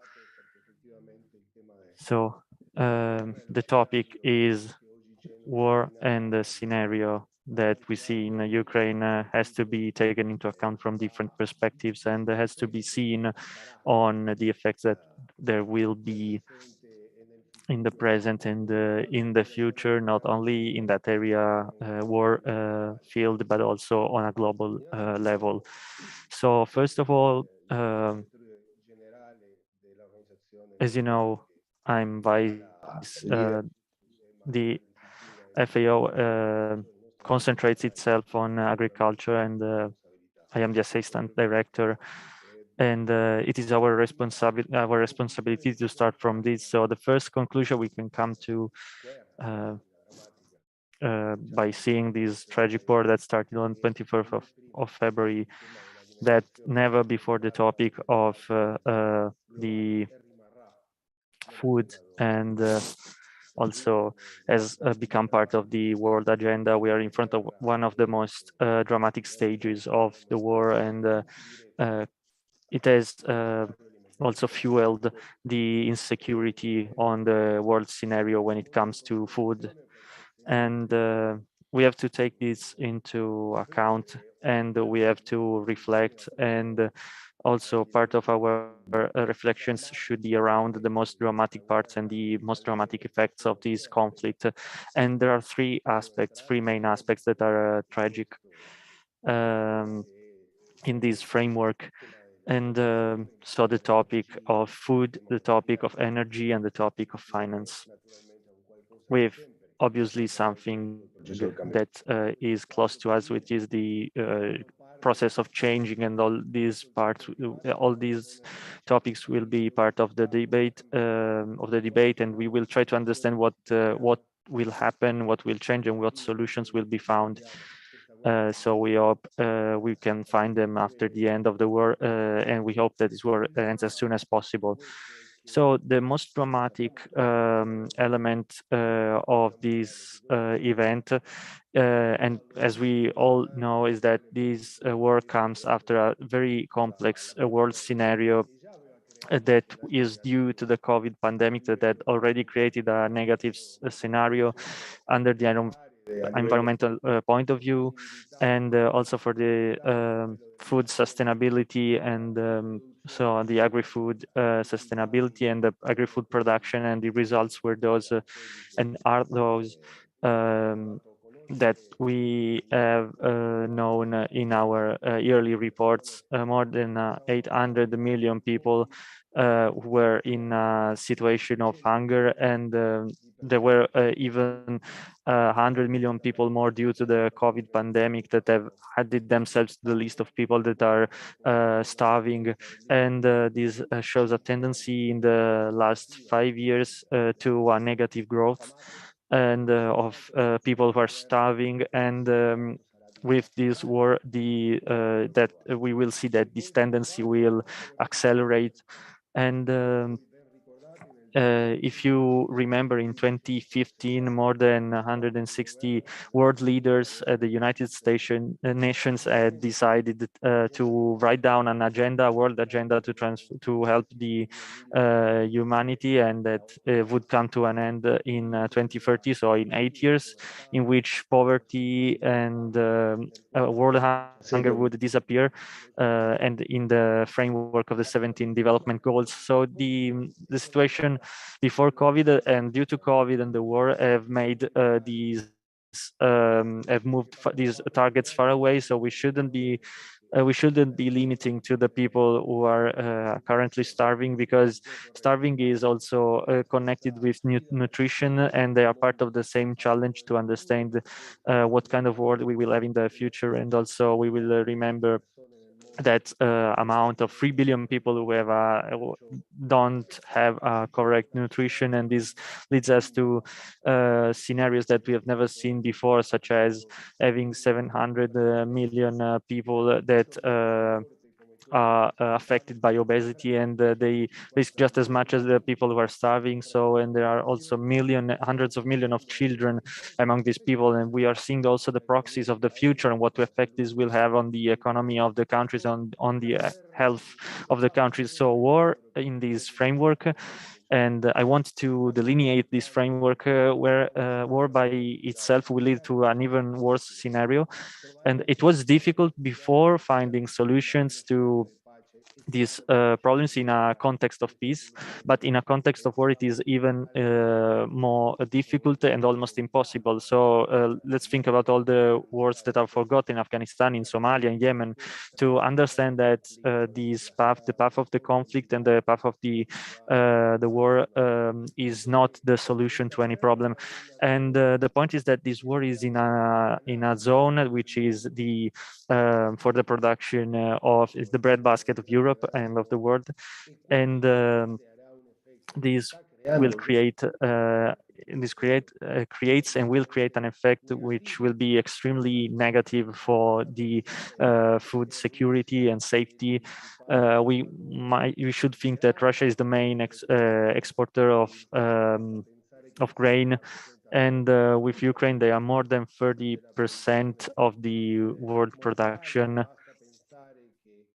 of wheat. So these two countries will account for 19% of the production of wheat-derived products, and we know that these countries are 40% of the maize production of the world and 55% of sunflower oil comes from these countries, especially from Russia. And beyond that, we should not underestimate that it is also the main producer of fertilizers, which is guiding us to lack of fertilizers. And at the same time, there is also an increase of the prices outside the proportions we are accustomed to. So when we say that these two countries have had and have play a fundamental role in the world commerce, we should also see the negative aspects of this war, which will have an effect for an enormous amount of products. We estimate that at least 50 countries in Asia and Middle East will have a direct effect, will suffer a direct effect from this war. And we should think that there are countries that more than 70% of their wheat need and maize come from these countries, which cannot be replaced when it comes to food that is fundamental in these countries. Also, beyond the difficulty in finding these products, also the prices are on the rise. And we have a monthly report on the price tendencies, and we have also made people know that what the tendencies were as soon as the war started. And there has been the most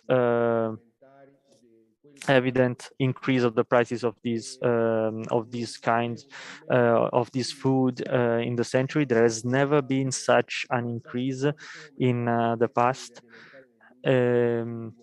And also we could also compare it with the scenario in 1980 and 1990, and there is no possible comparison. So the process that is going on a world level is fundamental just as much as the elements that are involved, and there should be a comprehensive solution that should make us think about the future effects. So when we think about the 50 countries, just to sum up a bit, the countries that will be affected by this situation, we are thinking about countries such as Bangladesh, Egypt, Turkey, and which are the main importers of Russia and for Russia and Ukraine of these wheat products, wheat-derived products. So this means that could ignite a process of social instability in many countries that represent hundreds of millions of people. And other countries that already suffered such a complex situation and depended and still depend on the Ukrainian and Russian products such as Libya, Yemen, Lebanon, and Pakistan, that heavily depend on these products. When we see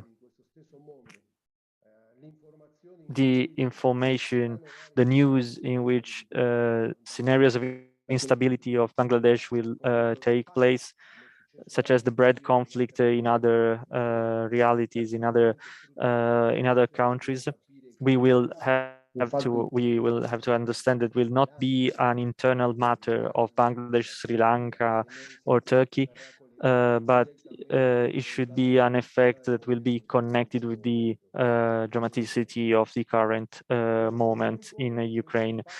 And it is part of our responsibility to take into account one of the main challenges that we are facing is to understand the development of the war and to understand also what will the ability be to try and protect the traditional agricultural products in the months of June in Ukraine, as well as the risks of dramatic reduction of these crops, as well the mass emigration, as the student Julia said before as well, both outside Ukraine. At least 4 million people have moved away from Ukraine, as well as the internal migration from the rural areas to the cities. So this could lead to, together with the destruction of the crops, to a massive and a drastic reduction, both inside and to the minimal export capacity of Ukraine as well as Russia in starting from a basis on the basis of the closing of ports, as well as the reduction of all forms of transport of products with the different measures that have been taken. So our last report as a tendency, that is the first after the war, has shown that in a month the increase of food and other products has increased in a measure that has never been seen before, and the cereals now the price has grown by 17%, as well as the lack of fertilizers, because we should also go on see the concrete side, which is and the concrete effect that this war has is bringing forward as a direct effect. We should think about vegetable oil, which in a month, whose prices have increased in a month by 23%, as well as sunflower oil, palm oil, and you can truly understand what this means for the cuisine in the developing countries, as well as meat, whose price has increased by 4.8%. And we could also go on to explain the direct effect just a month after the beginning of this war. So the question now is how can we do it? Which measures should we take? From the FAO, we're trying to work in 5 different areas in order to absorb a part of negative consequence of these situations. One of the main goals we have is to keep the global trade open about fertilizers, and try to satisfy national and international demand, because no country is excluded. We are also trying to find new different food suppliers for import countries in order to reduce the level of social instability that will happen in the 50 countries I've mentioned before. that will absorb the reduction of the imports and to reduce vulnerability. We also think that in this phase, it is fundamental in this phase to open social security networks in every part of the world, not just in war countries, in order to absorb a trend that will occur, of course, as regard the growth of population and hunger, so the level of social impact. So the first one, we call action to act and avoid ad hoc reactions and to protect national capacities about the maintenance of fundamental products. Because there is a chain effect and growth of the reduction of agri-food products and also the increase in price of international markets. All governments are pushed to increase the transparency for governments and also for the investors. For those who created the G20, because without the transparency in this situation that is so delicate, this could lead to even worse situations. If you reflect about what I told you before, it is clear that we are not getting ready into a situation. We hope that the war will finish. We hope that what has already happened will lead to many years of crisis in order to solve the situation in the agri-food sector, in the energy sector, and also in the financial and in the climate sector. And for this reason, we need to be ready to tackle new scenarios. We need to be ready to find new solutions in the framework of putting an end to this war, to this process. But the damages during this period are already global. So we have to act right now in order to reduce as soon as possible all these negative effects. And we should think in which form, of course, it will happen, the reconstruction, the rebuilding of the country of Ukraine, and a global scenario about food that can create many problems for 100,000 people. What I wanted to share with you is the responsibility process we are undertaking.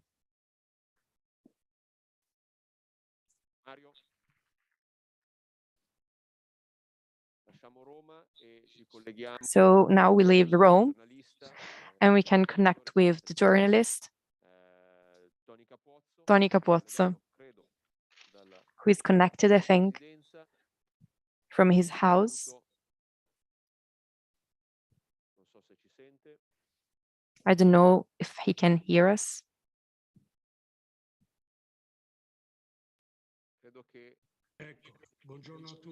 Good morning to everyone. First of all, I would like to highlight the importance of the previous intervention, the contribution of Mario Lubetkin. It was important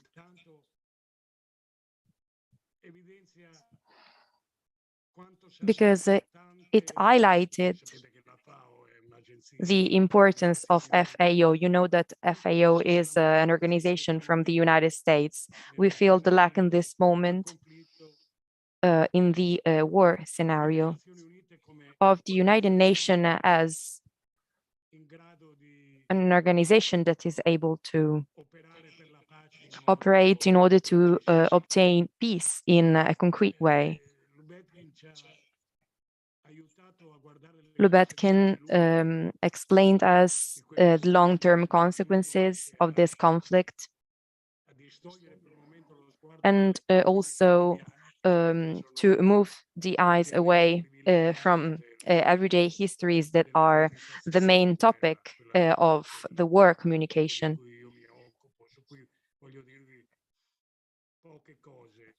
I would like to give you something about it. I think that we could look at the conflict as human beings. So it is necessary. We have to leave the pain and the sufferings of other people.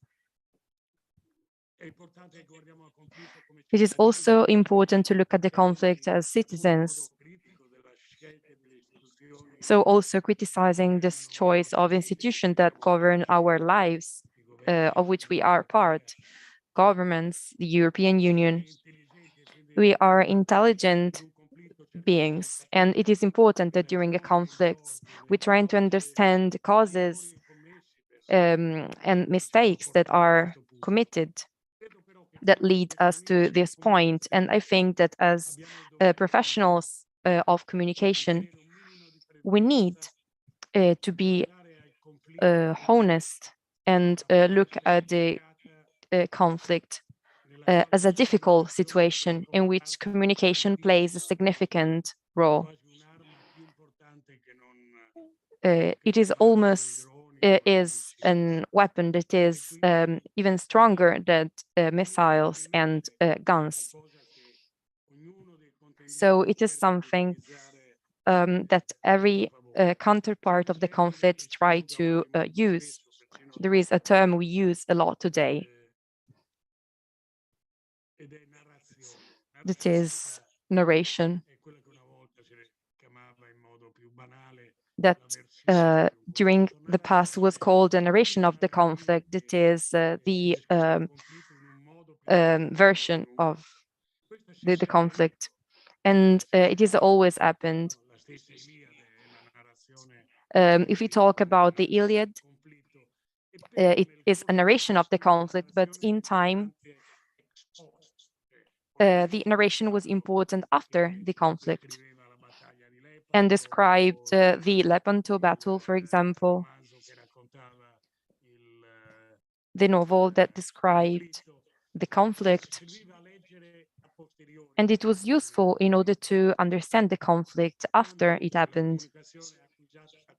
And when has the communication obtained the significant role? Let's talk, for example, about the Vietnam conflict. In years in which most of you was not even born. I was just a young reporter. And the Vietnam conflict was the first one that was TV recorded.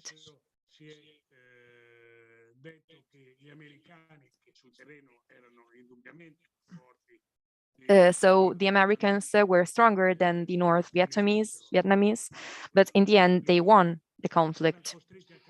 They were obliged to fight with an arm tied behind their back, according to the narration. And the narration through images arrived to the United States of America. There were many Americans that died during this war, and they were inserted in coffins with the United States flag. And there were also helicopters and warplanes. Looking back at my past with journalists and a conflict journalist, I cannot remember one single conflict in which communication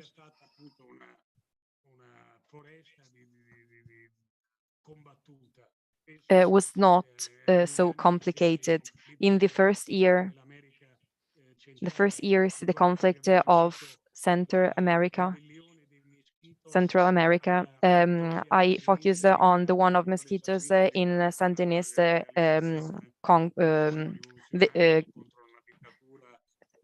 siege in Nicaragua.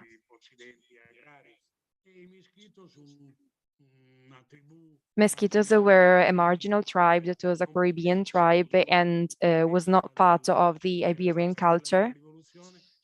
That was the one of the revolution. They were they opposed and they are instrumentalized by counter-revolutionary forces that received many funds by the United States of America through the black funds of weapons for Iran. And then Falkland, Malvinas. I talked about Great Britain and Argentina as regard those islands being in Buenos Aires. In Buenos Aires, there was a military dictatorship. For journalists, it was prohibited, it was banned to go out from the city. There were some Argentine soldiers died in Falklands. The war was shared, was supported by most of public opinion.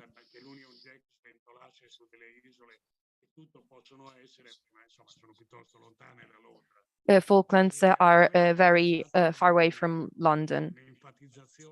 And war was an emphasization of nationalism and patriotism. We talk about Afghanistan, in which the conflict closed, I will see, last summer. And it is difficult to not see in the issue of burqa that was mentioned as the sign of the Western presence that had the beneficial effect of freeing the scholastic education to young girls. But burqa went on being used also in other parts where the situation was not threatening, that was part of an archaic and unfair culture that was there in the country. And burqa was also used to cover geopolitical scenarios that were not supporting women's rights. And there is also a difficult situation between Palestinian and Israeli people. I was a volunteer for the siege of the church. There is not a connection in the communication in telling this story. The conflicts between Israeli conflicts and Hezbollah, and the occupation in Lebanon, and the bombing on 1999 in Belgrado.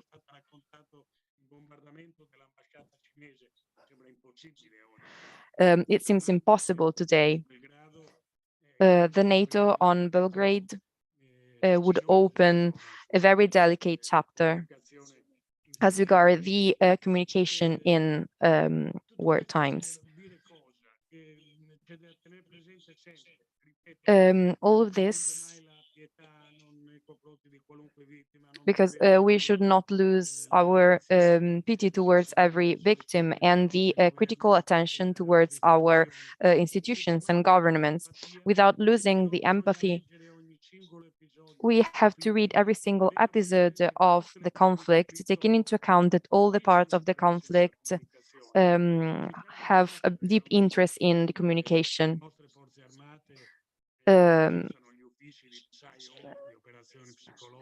There are not psyops in our forces, and the figure of the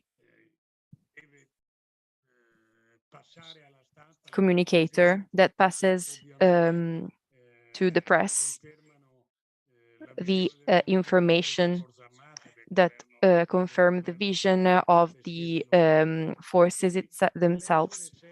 So we should always read as communication operators. We are in front, in this case, of two different parts of the conflict that are significantly different. Ukraine is approaching Western countries. Let's look at the figure of Zelensky. And on the other hand, we have the archaic style.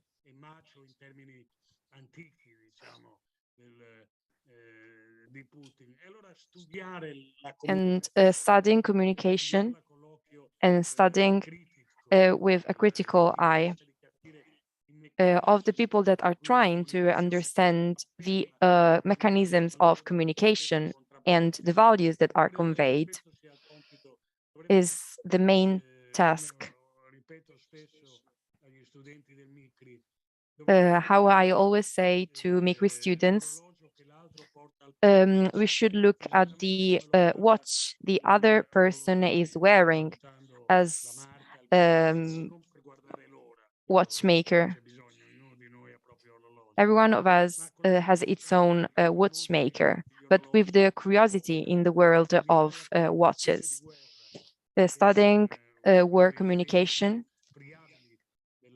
is one of the delicate parts of the war, is a chance in order to understand how communication is a very important weapon. Thank you.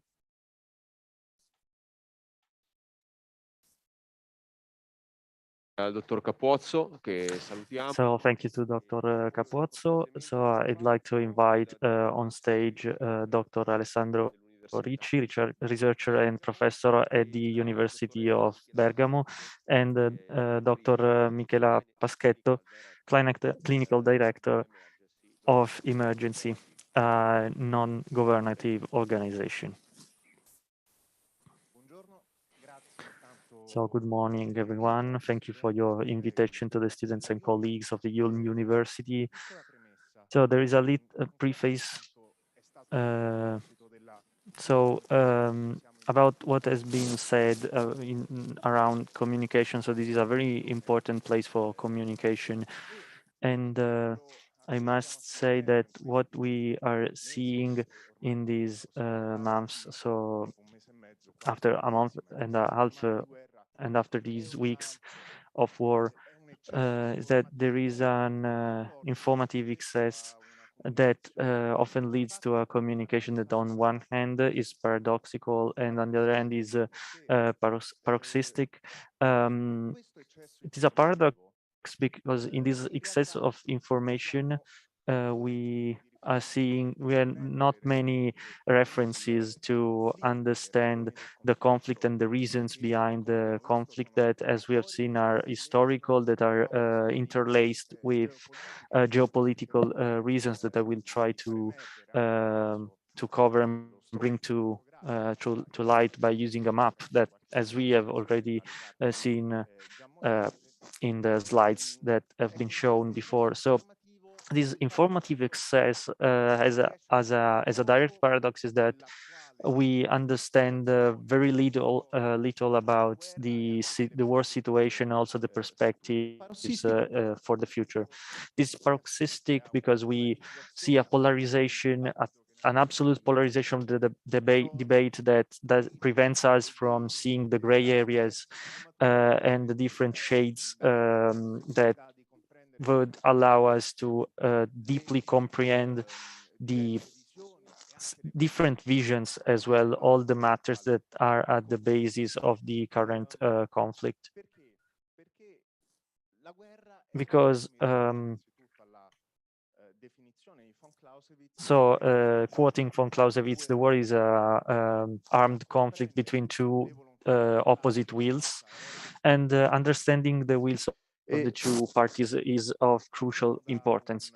In order to do so, we will start from a short video that will show us the advance and then the coming back of Russian armed forces on the Ukrainian territory, starting from the 24th of February. And as you can see from the map, it follows a chronological line from the beginning from the end of February and the beginning of the conflict up to current days, and it allows us to comprehend much of the situation.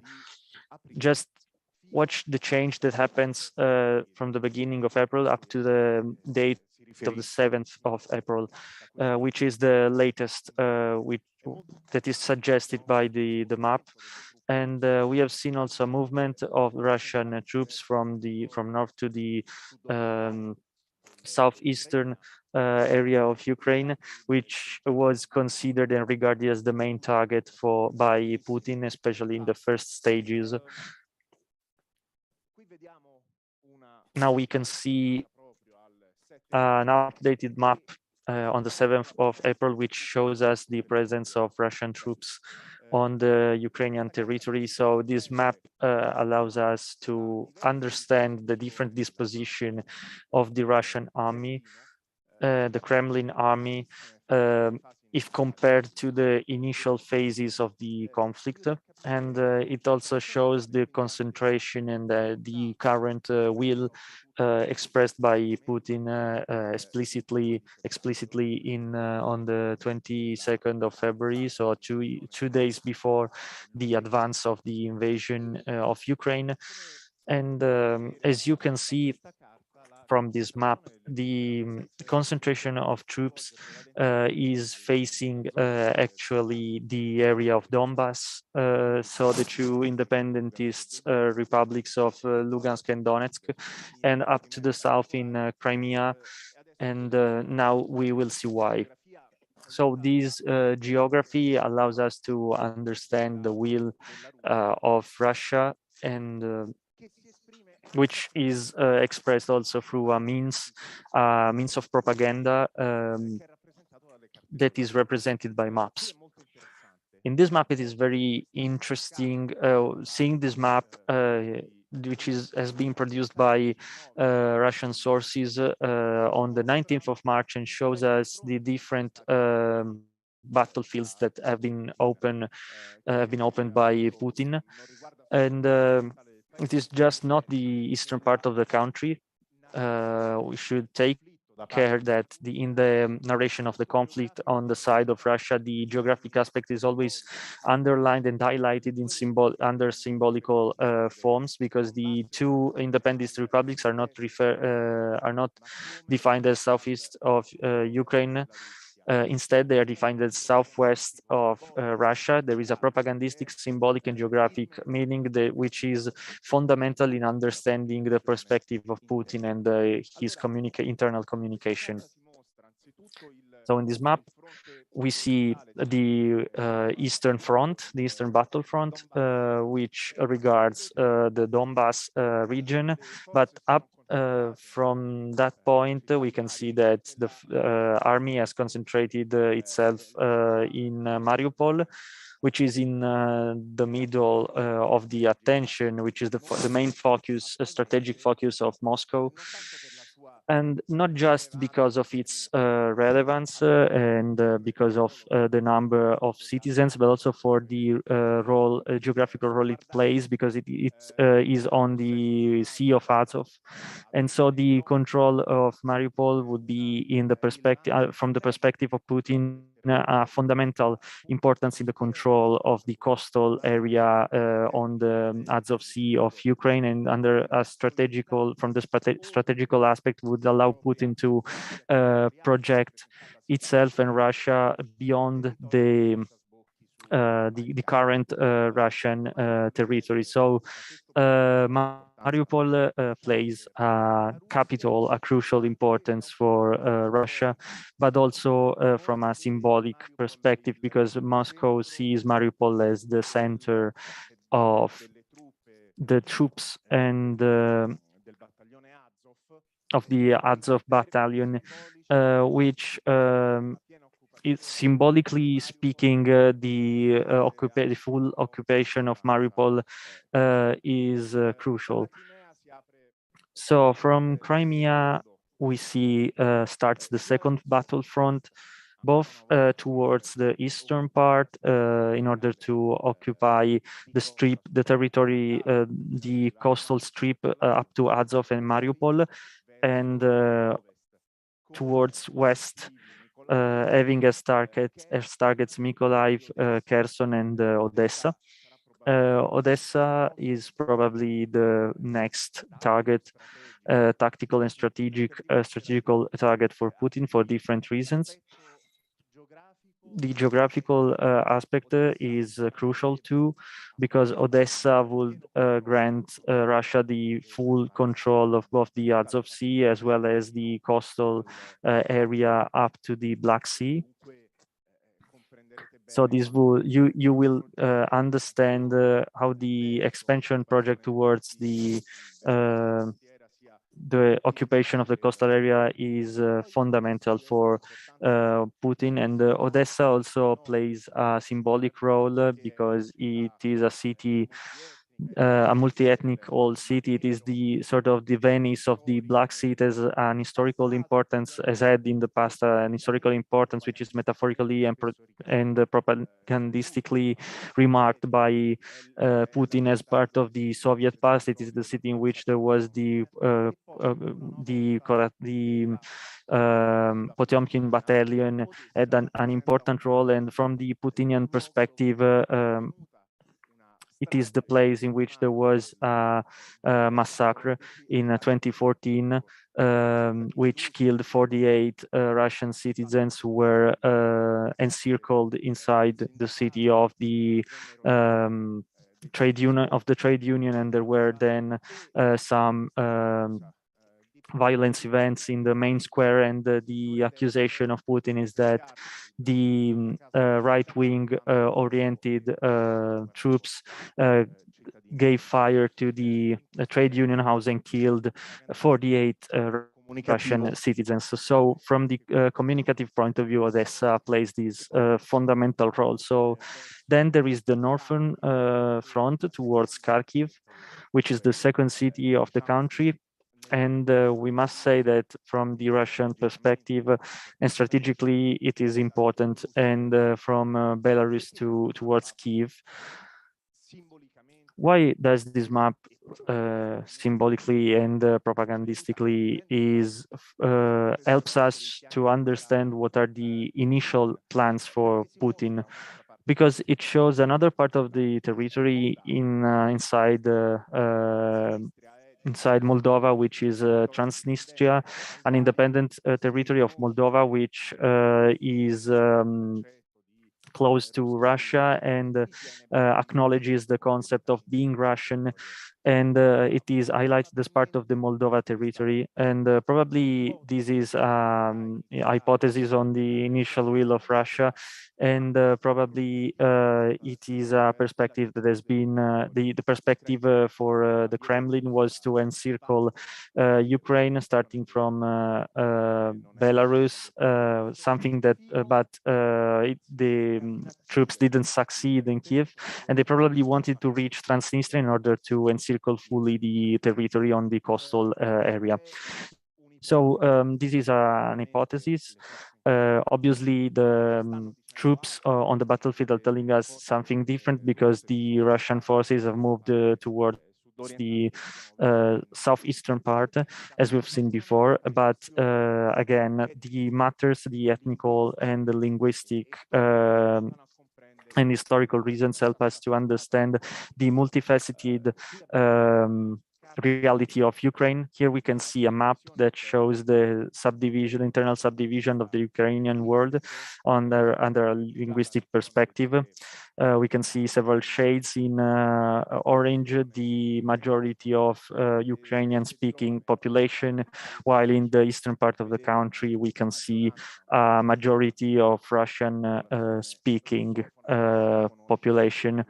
Which also is connected with the Russian culture, and this also corresponds with in a polling preference, in a different polling preference, as we can see from the different wins of Yanukovych and Yushchenko.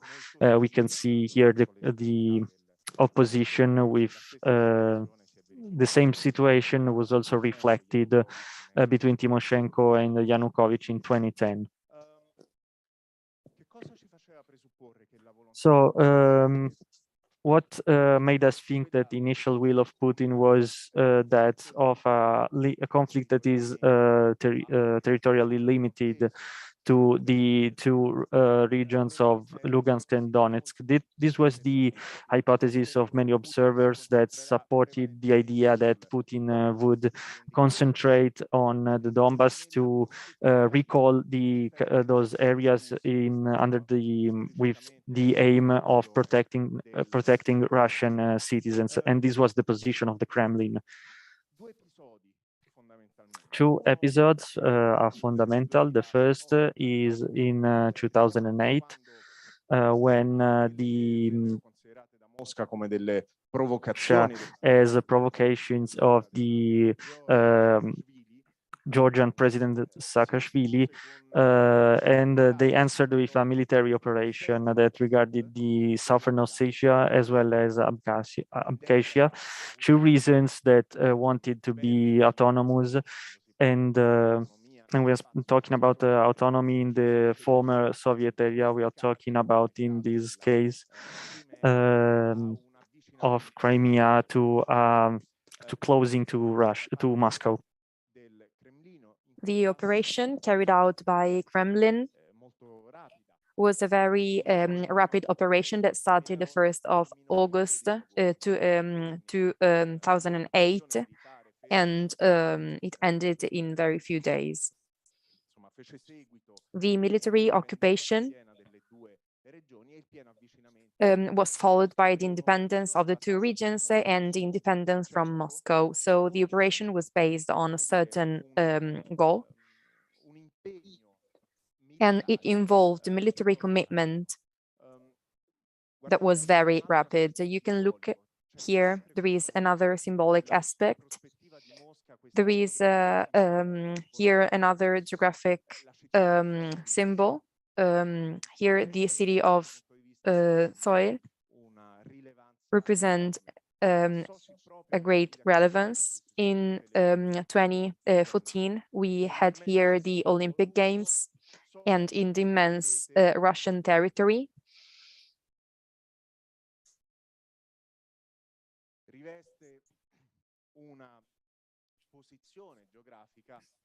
it plays a geographical position that is significant. It is 40 kilometers from Abkhazia and 400 kilometers from Korea. 400 kilometers, it's very little in the Russian territory. And the following months after the Olympics, there is another episode that followed the protest in Maidan Square. The 100 dead between November 2013 and February 2014. Probably they were Ukrainian people, and also the accused that this was part of the repressive strategy of Yanukovych government. After Euromaidan Square and this revolution, there was on March 16th, 2014, the referendum in Crimea, and it obtained more than 25% the annexation of Crimea to the Russian territory.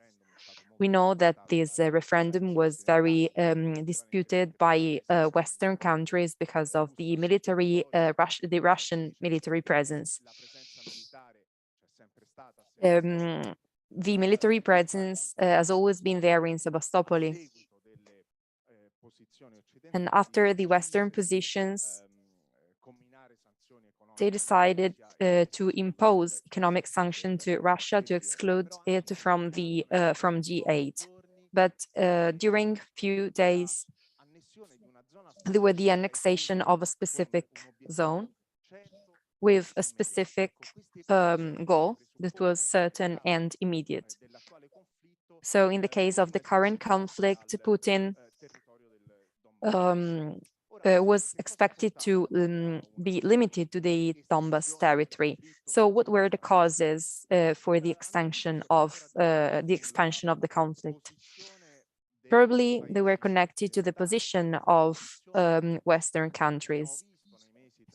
We have seen their position in the previous months, the position was ambiguous. There were debates between the parts, but there were bilateral talks in which European countries were uncertain about the perspective of a Russian invasion. So this could have pushed Putin to the expansion of his plans on large scale. So going back to the first question, what's the aim of the Kremlin and of the other parts? Kremlin, as regard the solution of the negotiation and not just the denazification of the country, not just in propagandistic terms, as related the presence of supranational troops, other battalion, right sector, and other militaries. From the Russian point of view, it also has very important cultural value. Putin talked about nationalism has a virus with a precise ideological indication. Other requests are about the neutralization of the country, and that means not to involve it in the NATO nor in the European context, even though on this point there are different hypotheses about the possible opening by Moscow, and also the demilitarization of the country. And this is probably the most heavy demand from Kremlin, because it involves foreign policies, and also the request of the recognition, the formal recognition, the jure, not just de facto, of the Crimean annexation. The Ukrainian want is expressed by the President Zelensky, that is the maintenance of the territorial integrity, also includes civilians. And among all the players, there is a sort of game. From the point of view of Russia, there is the invasion of Ukraine, but also expanding the conflict on a large scale, and especially taking into account the use of nuclear weapons. From Western point of view, the problem was maybe, according to the American President Biden, to cause a third world war. That is a statement that was not considered enough, but it has an extreme relevance. Biden expressed at the beginning of the conflict in favor of the sanctions and as an alternative to the Third World War. He evoked this perspective, and this should lead us to think from the American point of view, another false step, because these affirmations were also corrected by other members of the White House, was talking about regime change in Russia and the elimination of Putin. And to these words, there was also the correction by the White House. From the Western point of view, in my opinion, there is a game of steps that probably are too excessive. And I'm wondering, what's the interest of our country? What's the volunty of our country? From this point of view, I don't think that the perspective is clear. Reading the words of our Prime Minister. And also a gamble is also the support, the military support of Ukraine, because this could lead to consequences, not just in terms of armed conflict in that territory and the involvement of the population, and in particular civilians, but also for our economy and our future perspective, not just individual and economic, but also industrial perspectives. So I think that a reflection in terms of public opinion should be carried out using both communicative channels, so through media, but also in the right seats. This initiative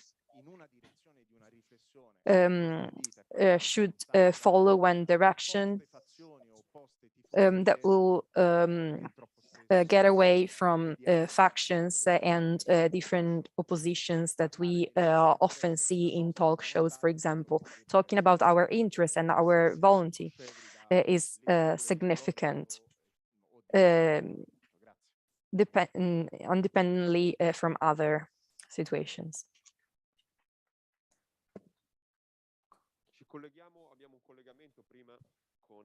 Now we have a connection with Caroline Keller that is connected from London. She's the correspondent from Voice of America. And good morning. I'm honored to be here today. It is a really important event from the journalistic point of view. It was a great challenge for us as international correspondents. It is difficult to talk every day about a war, and I'm not there. I'm in London. Here I do contributions and I inform the British government, also for Brazilian TV, and I work for a press agency, and I analyze facts in order to give information. And I can also provide criticism, but I didn't go to Ukraine because there is already a correspondent there in Ukraine. I think that the biggest difficulty here, and for me and also for other correspondents, is the assessment of the truth and the lack of information, but also the manipulation. We are living in the era of manipulation. There are fake news, and there are many narrations about the words of the wars. From the point of view of Ukraine and Russia, we don't have a journalist that didn't have this situation. After a pandemic, we have a war with the nuclear deterrent, with a nuclear threat. From Chernobyl, and then we are here in this situation, and also nuclear underwater submarines.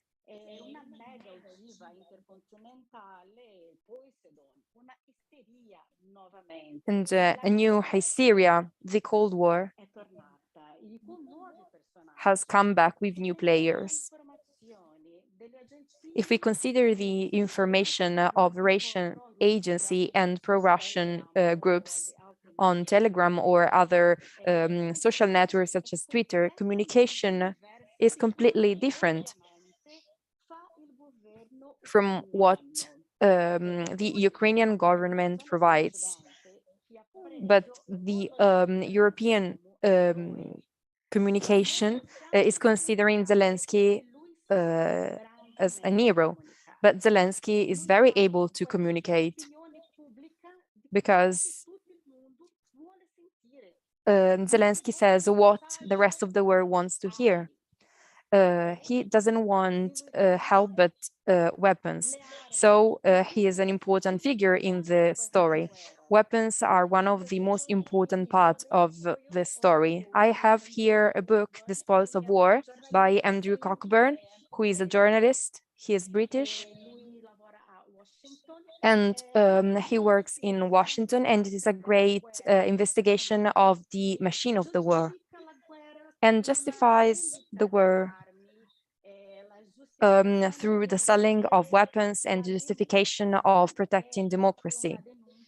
And it is a report, a denounce of corruption. It's a great reportage. I would like to recommend you to read it because there are many explanations about what is happening here today in this war. And we have to be critical on what we read and also the journalistic means. But what happens is that there is another run to weapons,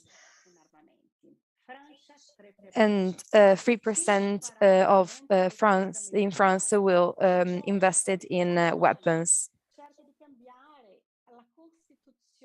Japan is trying to change the constitution in order to reorganize the army, and the United States will use the 11% of the GDP.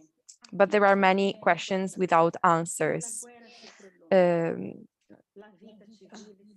are the players of this war? We cannot think about a war. How can a war can happen in this part of the world? We have here many stats from 1946 until now. 26% of all war finish in 1 month, and this is not the Ukrainian case. 25% in 1 year, 49% 10 years. These are the cases of many countries in Africa and in the Middle East. In the European continent, war between Russia and Ukraine. We hope that will end soon, but I don't think that will last more than 1 year. The other question is how this war will finish. Will this war finish? And in these days, the geopolitical experts, as well the analysts, are talking about who will be,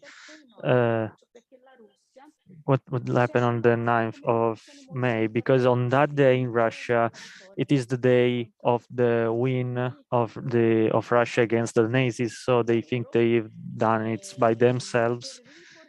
And in order to reinforce the Russian unity, starting from 1945. So the secret services of the United States have ensured that there is the chance by Putin of organizing these celebration in order to celebrate also the 20 years of power of mandate of Putin also on the Red Square in Moscow.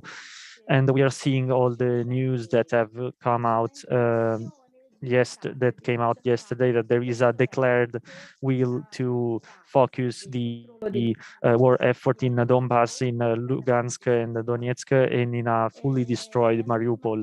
And also the satellite images showed this military convoy directed towards the eastern part of the country to intensify the conflict in that whole area. So it is sure that there are no easy and simple answers to complex problems, and also those who are leaving the borders of Ukraine are another part of this puzzle. So in a globalized world, if you go beyond this border, but it's like a butterfly. It happens here and also on the other side of the world. So in order to reconstruct completely destroyed countries such as like Ukraine, you need 500 billion euros. So from my point of view as a journalist, as a reporter, all I am seeing in the news, and I'm trying to understand, is that we will have a lot of problems in the future. In Europe, the impact and also the energy shortage and also the lack of natural gas. But this should be also a chance to rethink, to reinvest in a green energy and not to depend anymore from the fossil fuel. And also the humanitarian crisis of refugees is a big issue that Europe has already experienced and is still experiencing. And at the moment in London, we are not talking. We're only talking about that in the British Parliament, because the refugees are not able to come to the UK. And practically Boris Johnson stated at the beginning of May, when he visited Poland, he said that he has promised 200,000 visas, residency visas for Ukrainians, but only 12,000 have come here, differently from what he said at the beginning of March. And this system of visas is a very bureaucratic, is a big bureaucratic problem, and we see that the borders are not open. Are not open to migrants for these refugees, like in other countries in Europe. Italy has welcomed more than 40,000 refugees, and the families are already traumatized, and it is a big collective trauma. It is filled with fear. And think about a situation that not so long ago, hundreds of people, 300 people have taken the ferry in Calais to come here in Dover, to come to Dover. And these 300 people were children and women mainly. They came here with their passport, and they had to go back to France because there were no rules for welcoming the refugees. It is a humanitarian crisis without any precedent in the past, an unprecedented crisis. And on the other hand, in 2 days, more than 100,000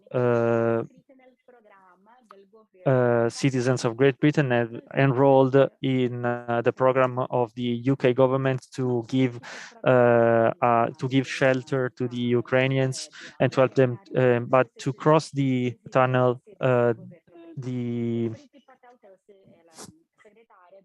to come to Great Britain, you need much more than this, because the Secretary of the UK government has said that they are sorry for the very low number of refugees that have come to Great Britain, to the United Kingdom. So the government has to do much more, according to my vision. And I am Brazilian, and I think that also I have to think about the impact this has in Brazil and South America, because Brazil depends on the fertilizers coming from Russia. So there is this bilateral agreement with Russia, and Brazil is a country that relies on the export of agricultural products. So having the chance of producing the food and not producing what we import, we could promote not producing what the export could lead to food insecurity, which is even worse than what we are experiencing now with the Bolsonaro government. So now this is exactly what is happening. So Brazil has to find new ways of producing their own its own fertilizers, and should stop depending on Russia. And this could be a problem mainly in the lack of shortage of products and of parts of the chain. So Brazil has to decide whether to stay with the BRICS or with the Western area, because Bolsonaro cannot be neutral any longer. So he says that he is a friend of Putin, but the consequence could be that also having sanctions in Brazil too. So the European Union stated that 33% of the Brazilian export for Europe may suffer from sanctions. So we are coming to another point in time, another moment in time with sanctions, not only against Russia, but also against those countries that in a way or another are connected or linked to Russia.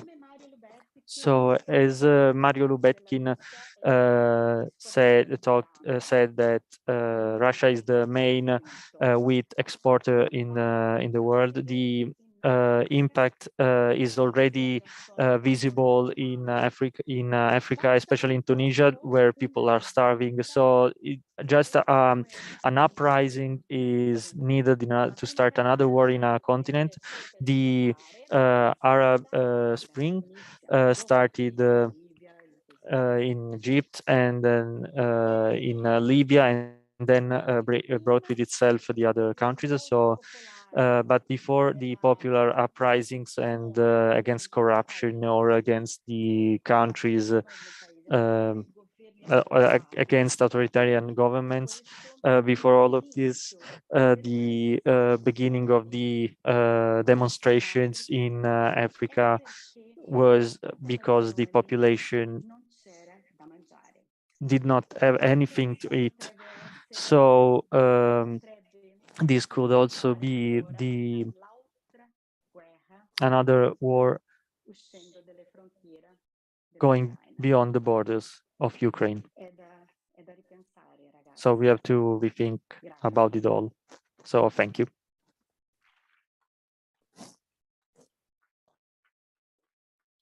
Grazie alla dottoressa Keller.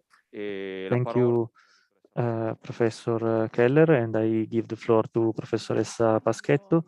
So good morning, my name is Michela Paschetto. I am a nurse and I am working for emergency. I've been working for emergency for many years, and I'm here to talk about the healthcare system in war contexts, in armed conflicts.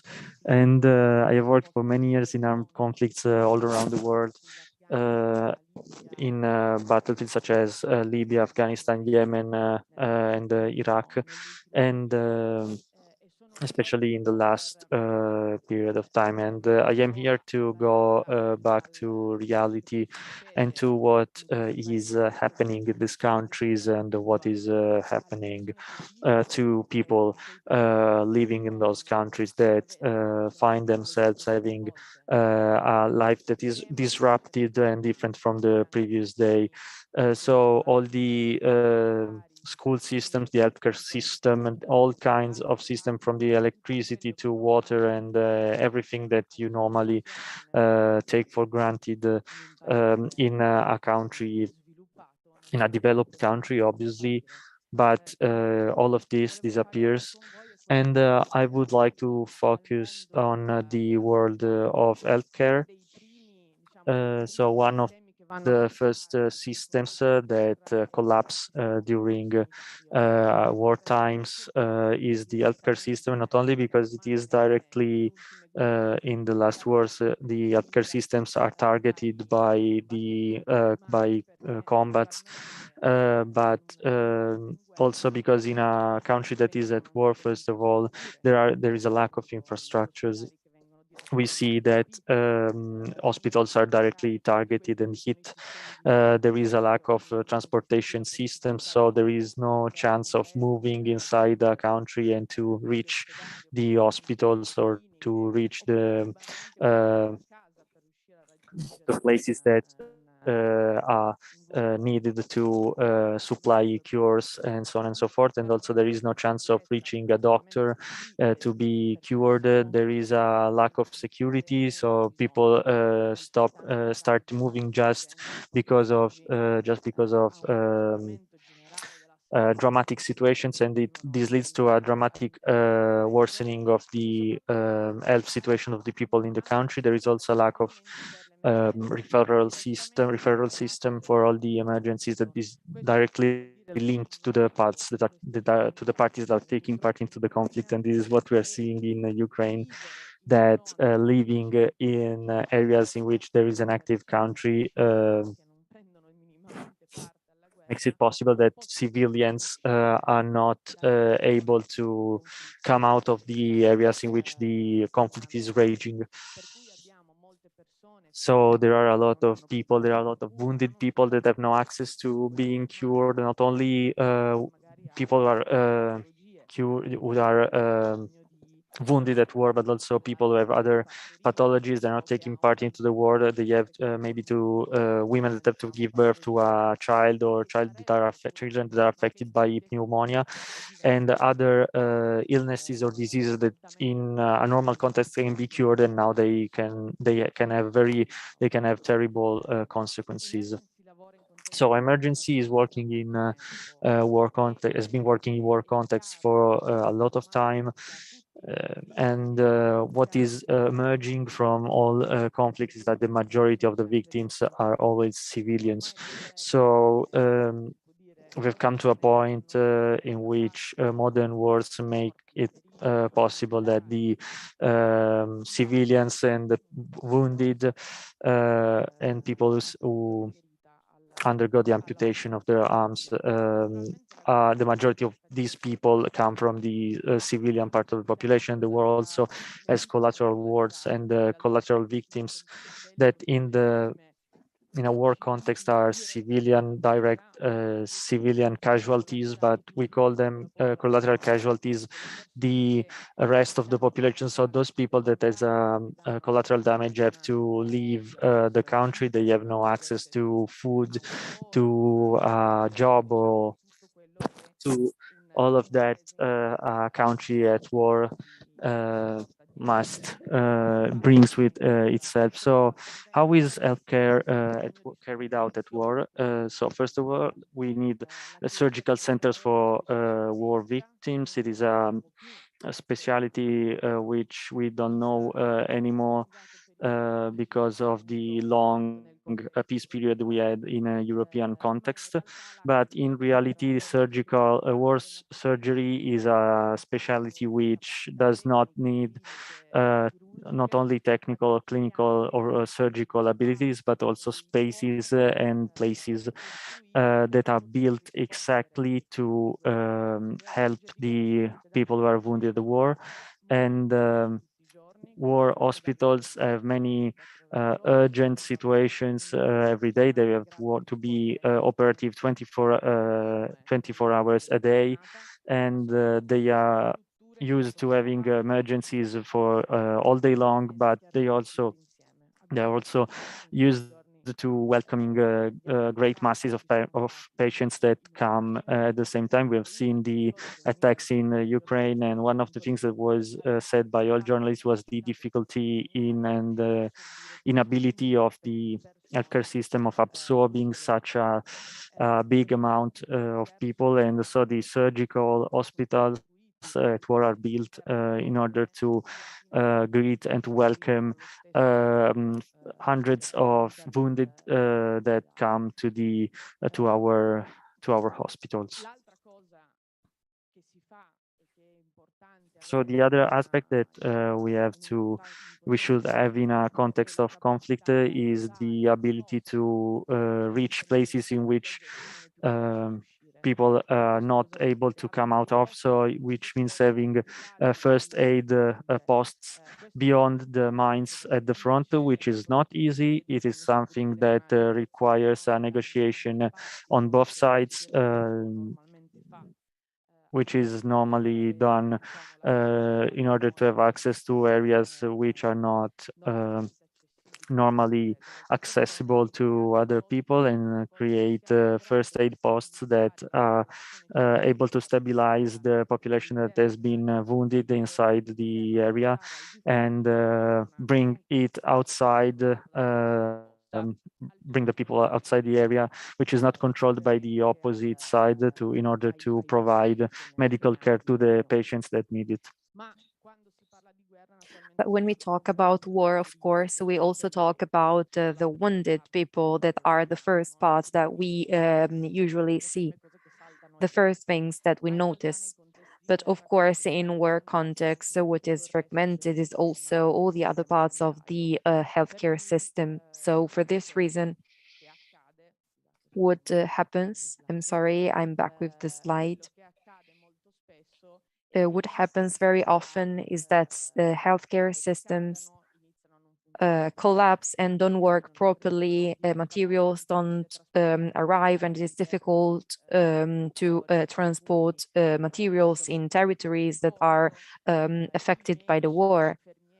Doctors, nurses, and other members decide to leave the country to escape from the war. Also in the medical sector, there are also members that because of other issues will leave their jobs. So healthcare system lose their capacity to tackle and to face normal conditions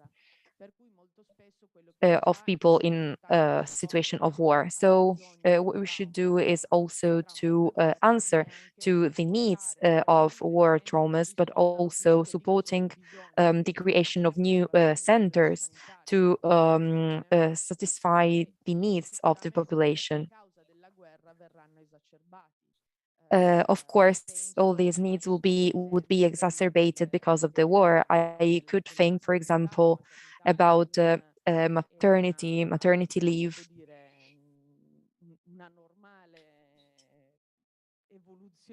Maternity is a normal evolution inside women's lives. In our countries is followed and it is supported from the moment of the pregnancy to the labor.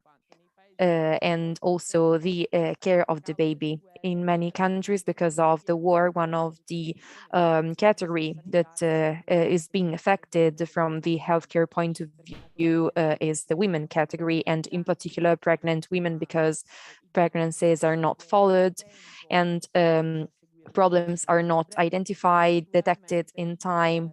So, of course, number of complications could increase. And of course, it would lead also to potential long-term problems during the labor or after the labor.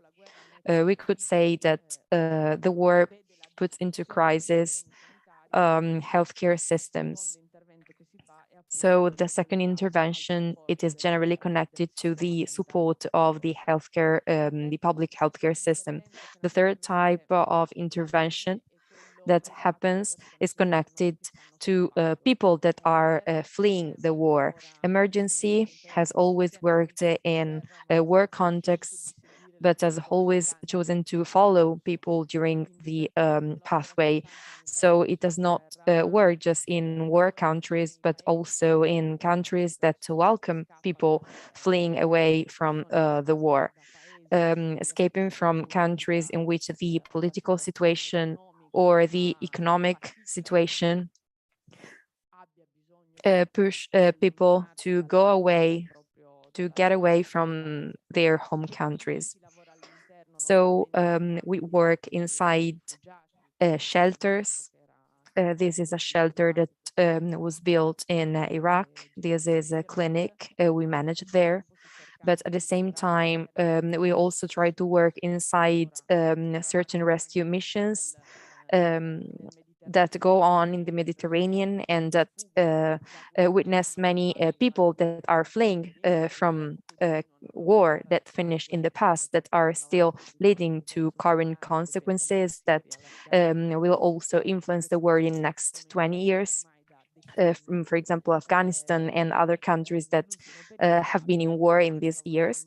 And in the last period, we also started to work in Moldova, welcoming people that need first medical aid and, of course, to be accompanied towards an healthcare system that is helping in a significant way with the welcoming of all people, especially the elder people that need immediate care.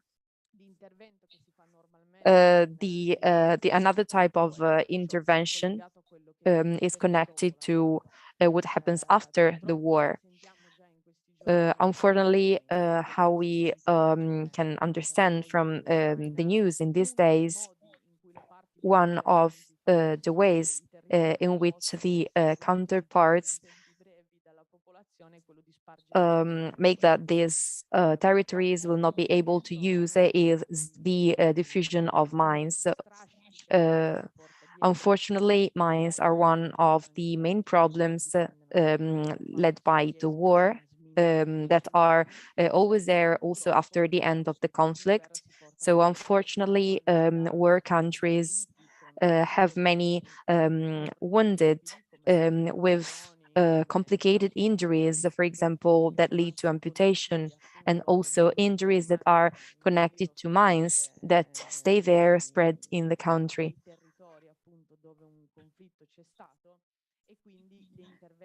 And the intervention from the rehabilitative point of view, prosthetic centers, and everything that is involved by the war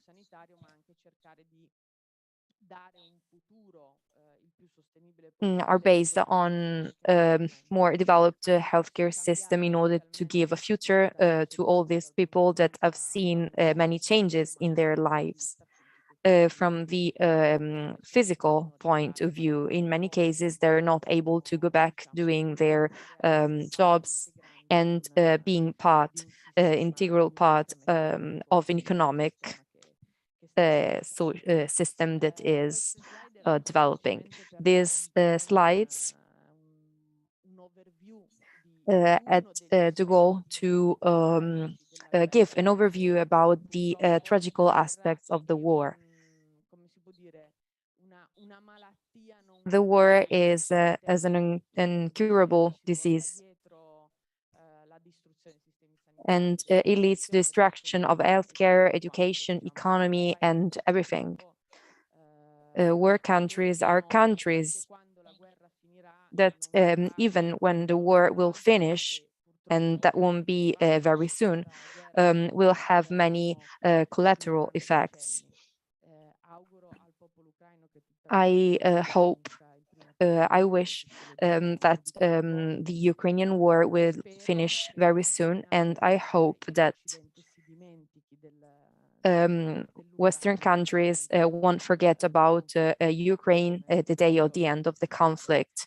But unfortunately, it happened in many other wars in the last decades. Thank you.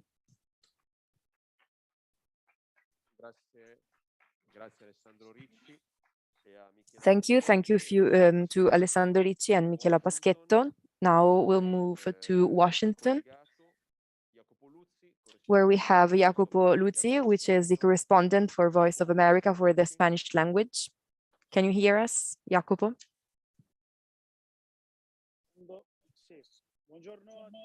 Yes, good morning.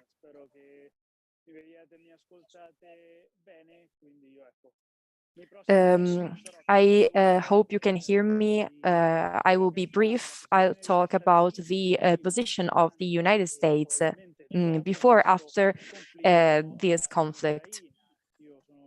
I'm Jacopo Luzzi. I'm a journalist. I'm a TV journalist, and I would like to show you the United States Congress, not just a desktop with some books behind. And I'm the correspondent for Voice of America. I'm a next student MICRI, and I'm a journalist here. Passing to the United States, from 2014, we have seen a United States significant presence when we talk about the instruction of Ukrainian troops, especially when Russia invaded Crimea. There, the United States played an important role in their position in Ukraine. Ukraine are able today to launch Stingers, and this is mainly due to the maneuvers, the military maneuvers with the United States. So the presence of the United States has grown. And there is also the Trump impeachment in 2019. He asked Zelensky to try something bad connected to Joe Biden, that was the possible candidate to the election of 2020, for the abuse of power and ingerence in justice. But Trump was not impeached. But Ukraine was at the center of the attention until 2021, when Russia started to increase its presence and to clump troops together around Ukraine.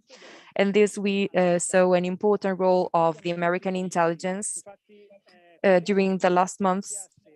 Before the invasion started, the American intelligence and also the British intelligence revealed many things. For example, the goal to invade mass troops were not casual. Russia wanted to replace Zelensky government with a puppet government, or there were also the aim to create fake news and ways to justify the invasion. And these are all information that were published by the United States intelligence with a clear volunteer that was to anticipate and to send a message to the allies, so that the United States didn't hide everything. We saw also the call between Biden and Putin at the end of January, and everyone hoped that the call would have solved everything. For example, we talked about today before the invasion about diplomatic way, a meeting thanks to the mediation of Macron, and also a retreat, a withdrawal of the troops. Everything didn't happen, unfortunately, and we saw that the war started after the Beijing Olympics, after different reports from the intelligence and TV articles that showed that China asked explicitly Russia to wait for the end of the Olympic Games to start the conflict. We have to say another thing before delving into the conflict. According to the experts and analysts, Putin took advantage of a very weak moment from the geopolitical point of view. I thought that the answer of the NATO was not would not be unified, and that it would be a very brief war. But it was not like that. From the journalistic point of view, following the White House today is important, because every day there is a different news. We are very far from Ukraine, but the United States plays a significant role. So being at the White House or the Congress or the State Department, when everyone wants to talks about the history, the presence here in the United States is essential. Passing to the role of the United States, we saw that there are sanctions, a series of sanctions that are increasing, economic, social, but also military sanctions that are very severe and are strict. And also private sanctions to Putin himself, to his family, his daughter, and also oligarchs, politicians, and also the embargo of gas. The United States could do it because they import 8% of gas and oil from Russia. So it was an embargo that was not so problematic for them. And the price of gasoline increased a lot in the United States, but there are other problems, for example, the supply chain crisis and also the pandemic and many others. This action created many damages to Russia more than sanctions. The freezing of assets, financial assets in foreign currency, with euro in Europe and dollars in the United States. A few days ago, Russia had to pay many dollars and did it in rubles. The payment was not possible because, and we are talking now about the insolvency and the default of Russia that is unprecedented. However, Russia is resisting the situation, but the GDP will reduce by 15% this year. And as Joe Biden said, sanctions are not a deterrent. Sanctions are a punishment to Russia in order to pay all the consequences. What we said so are the sanctions. Then we have the billion dollars of the United States they sent to Ukraine, to the army. For example, the anti-tank system, for example, S-300 that from Slovakia was sent to Ukraine, and Slovakia obtained defense system or javelin and financial aids to the government. If Kiev works is thanks to the helps of the NATO and the United States. There was also the Brussels summit in March with NATO leaders, for example, that gathered together to impose new sanctions and to send a message against Putin. But we also had the first problems, for example, the volunteer not to create an embargo in gas and oil in Europe, and this showed the limits in the response of this war. And we talk about war crimes.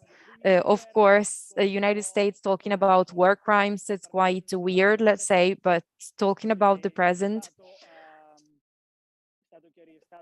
it was shown that Russia committed war crimes. The International Court is carrying out an investigation. We talk about war crimes in Mariupol, Bucha, Kramatorsk in the station attack, and 50 dead people last Friday. So passing to the end of the presentation, we are in a phase of impasse and stagnation after weeks, and Russia is focusing the forces in Donbas.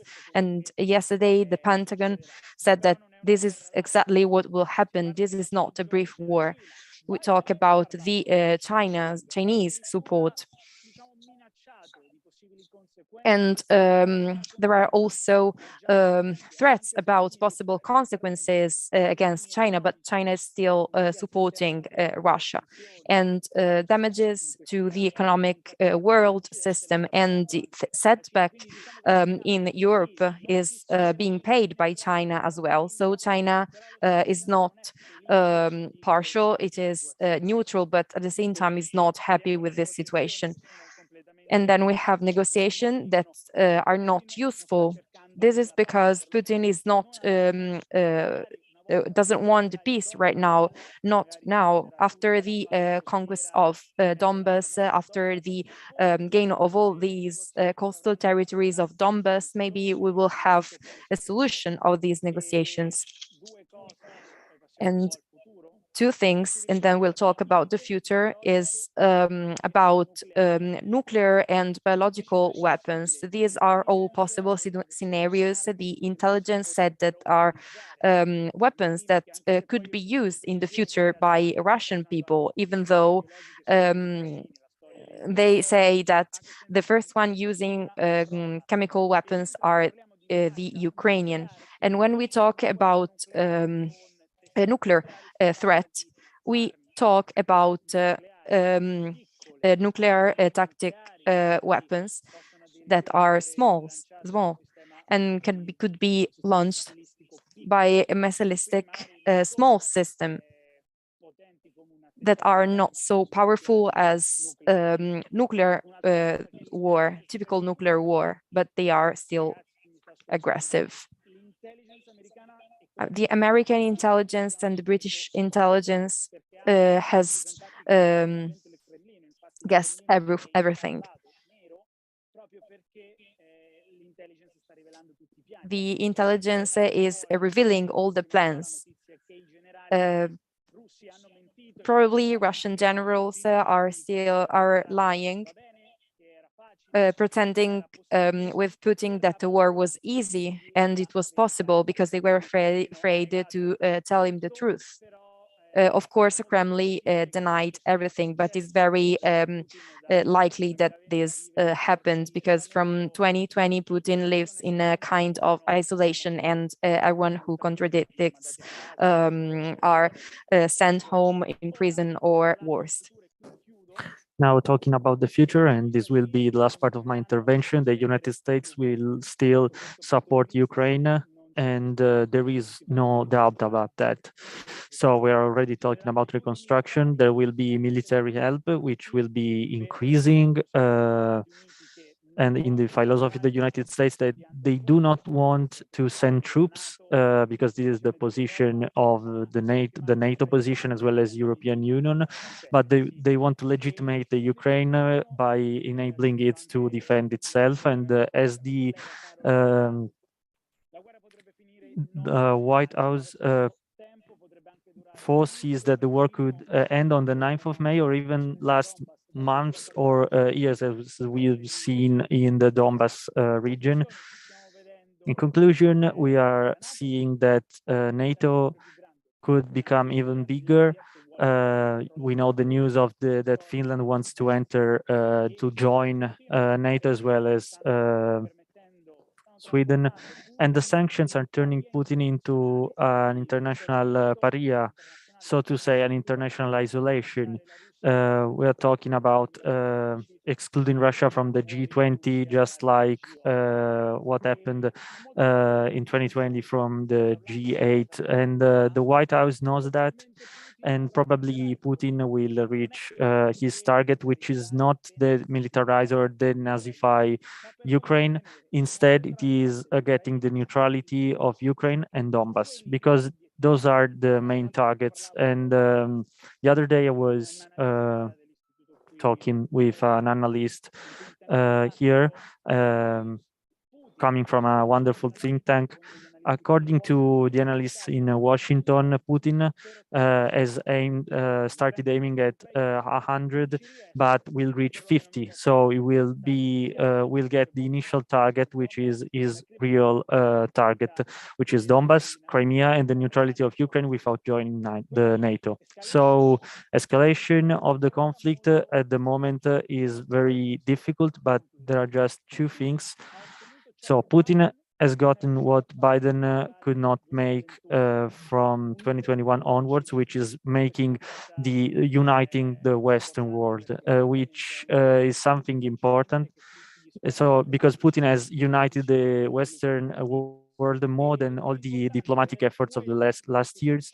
And it is important to see what happens in Ukraine, because there could be new Ukraine situations. For example, in Taiwan, we know that China is watching very attentively to what the United States will do in the Ukraine in order to understand whether they will attack Taiwan or not. So thank you, everyone. I was brief enough, so I will leave you to the Congress, leave you with the Congress that is behind my back. So greetings from Milen Jacopo, and thank you. Now we'll call Victor Elia Ferrari, who will just leave us with some closing remarks, and then I will leave we will give the floor to Giovanna Rocca, who is connected from home.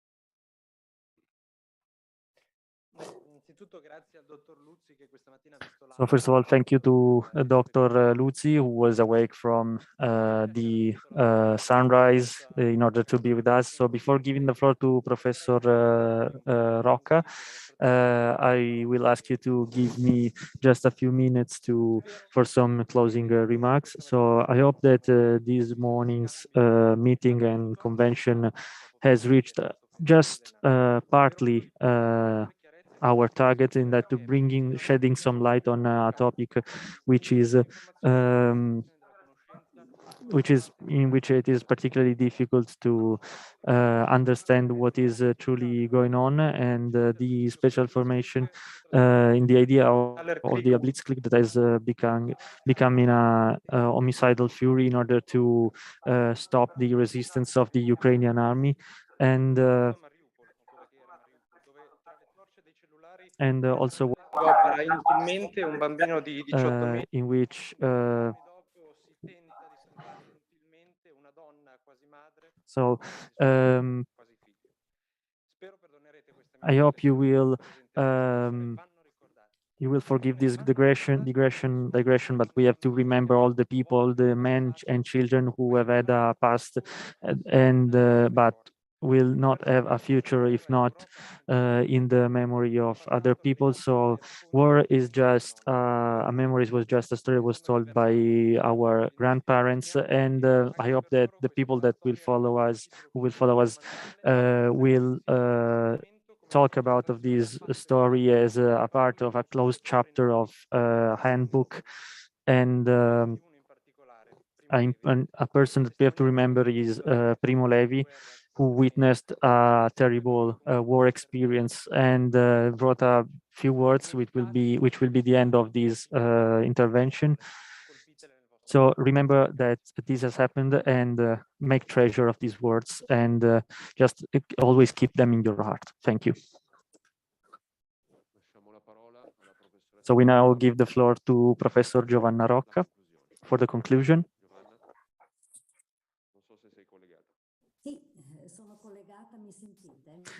Can you hear me?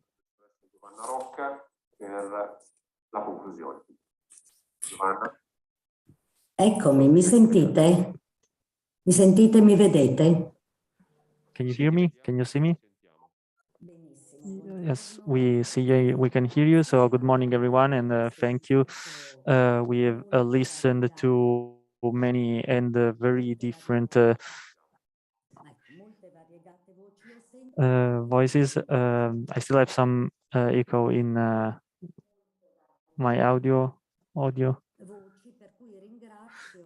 So thank you to Dr. Razzetto for organizing such an important event. And when I was invited to this event, I asked myself in what way my intervention could be helpful to this convention, but because of my institutional position, I decided to focus on the different situations that are carried out in the European Commission by Maria Gabriel in the opening of a service for the researchers that are in Ukraine and those who are fleeing from Ukraine, and to all the initiatives that are carried out to make the life of researchers, volunteers and students easier. Also being inspired by a letter that was sent to all academic students and researchers by Senator Cattaneo, and was supported by important associations such as the National Academy of Schools for the solidarity and diffusion of the appeals of researchers. After a while, in thinking about these topics, I had like this idea, and there was an important step.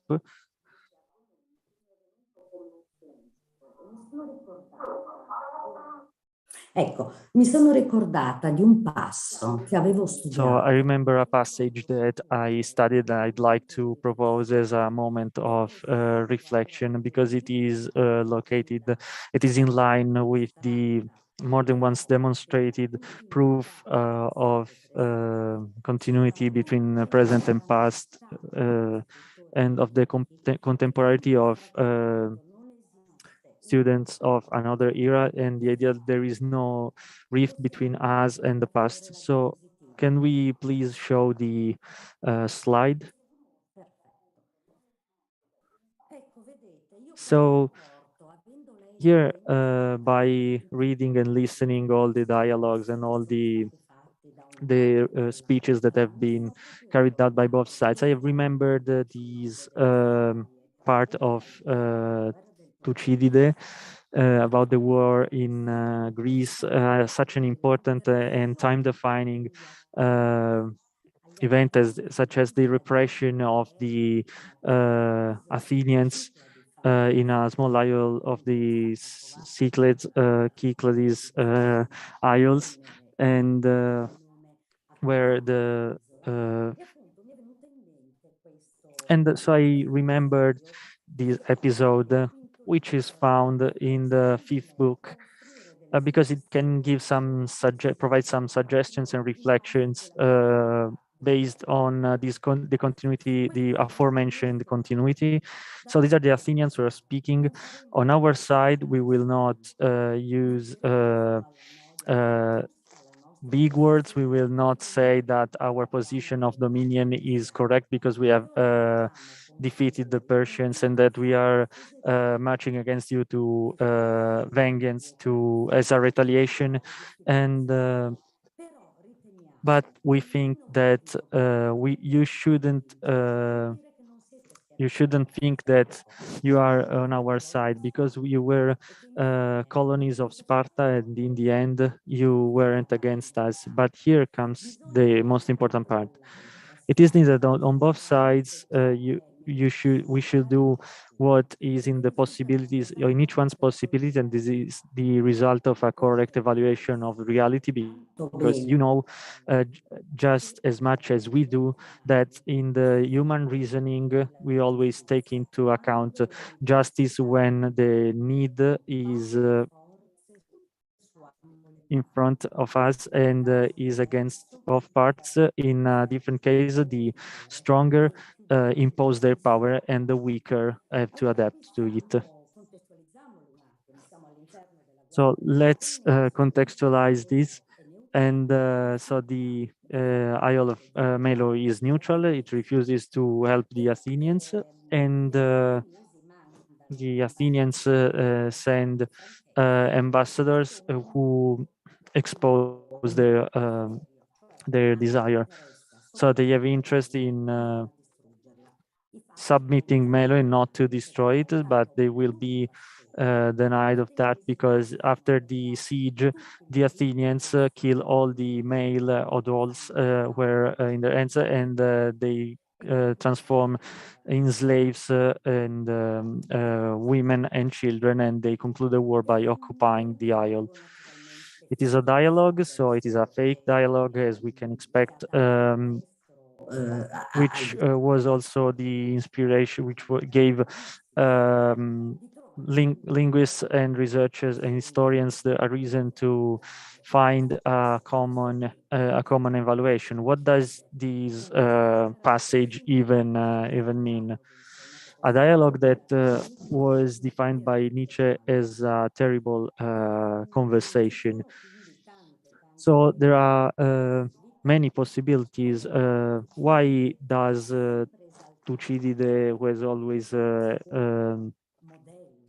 deemed Athens as a model for the whole Greece as an imperialist power, as a violent power, as a brutal power that does not tolerate neutrality, and it is the spokesperson of the legitimacy of dominating the principle of the dominion of the stronger on the weaker, and that tries to repress those who do not accept its will. So there are two main interpretations. So the first one is condemning the politics, showing in brutality and the brutality and the excesses of war. And in the end, and the second idea is not a condemnation of of Athens, instead showing the logic of the empire, which is connaturated to any power who wants to conservate and to protect what it has. And but then there is a third position, which is the most important, is a condemnation to imperialism as an abstract category.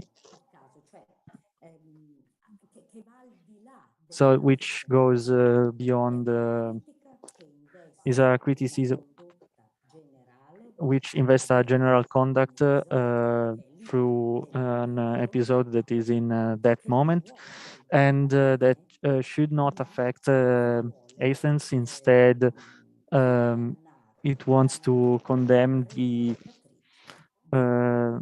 nature of the empire. So Thucydides tries to judge negatively an empire that is based on the use of force and tries to use its words to transmit his contents to the inhabitants of the isle, and they have no motivations. They want to be neutral. They are allies of Sparta, and they have been founded by Sparta. Or the other opportunity was to just pray and hope in the goodwill of the gods. But the Athenians do not accept that. And although the dialogue expresses a criticism towards the imperialism of Athens, the negative judgment is for the general idea of empire. And there is no de-evaluation or negative evaluation of Athens, because the Athenians give an idea of a realpolitik, which and they invite the Melians to leave back ideologies which are not needed, because in reality the relationships between unequal forces are dominated by the dominion of one above the other. So Thucydides knows what he means, because justice is between powers that are on a par, and justice is possible only when there is no evident prevalence of one part on the other, where in which a conflict wouldn't have any perspective between forces that are not on a par. It is inevitable that one part has the dominion on the other. So this is the same topic which is brought to the table by the Athenians in the paragraph we've read. So thank you for your attention. I'm sorry if maybe my intervention was not in topic, but I think that I wanted to bring a perspective in the reevaluation of classical studies that is our source of reflection that can also be effective in the present. So thank you. I wish you a good afternoon.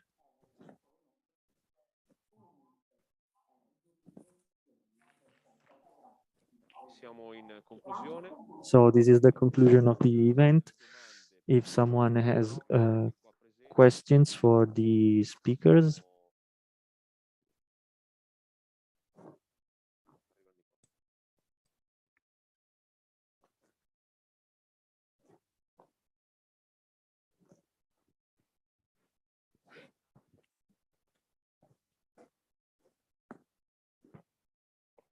Buongiorno. La mia domanda era sulla idea o ipotesi.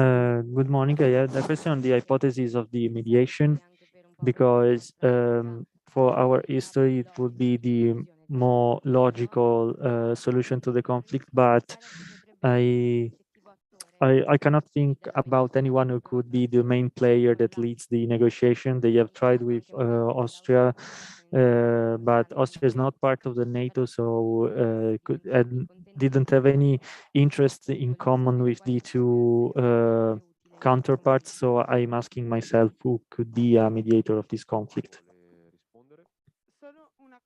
Who wants to answer? I would like to also add that if China will be a potential mediator, how could all this be interpreted, and in particular the role of China, if it will be able to put an end to the conflict, or if it could also expand the conflict, and what will be the consequences of the support to the war? Yes, I believe that the real question is that if there will be the volunteer by all the players to arrive to a mediation. Of course, on this hypothesis are many. Many people think that from the Russian point of view, there is not the recognition of the legitimization of Zelensky to talk with other parts, other observers. Think that from the Ukraine point of view, there is not the volunteer to arrive to a solution because of the continuous request of weapons.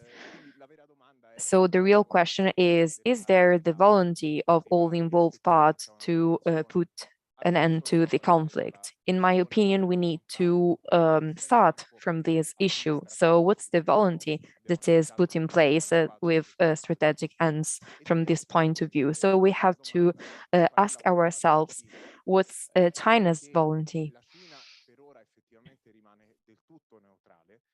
China now is completely neutral. This is its will because of many factors. For example, commercial sectors that binds China to the Western context, the project about the new chain and belt road. And when I say strategic, I say military and not only energy. This would represent an interruption of the project of the Belt Road.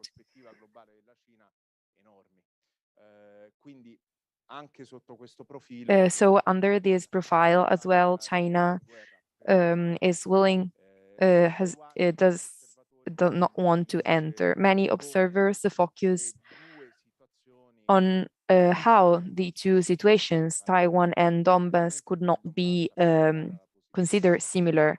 While for Donbass, they know the clear position of the United States. The United States fund the country. While on Taiwan, the situation is quite clear. Taiwan is a strategic area for the United States. And a Chinese intervention, even though there were warnings about the direct intervention by China to obtain Taiwan, would have big consequences.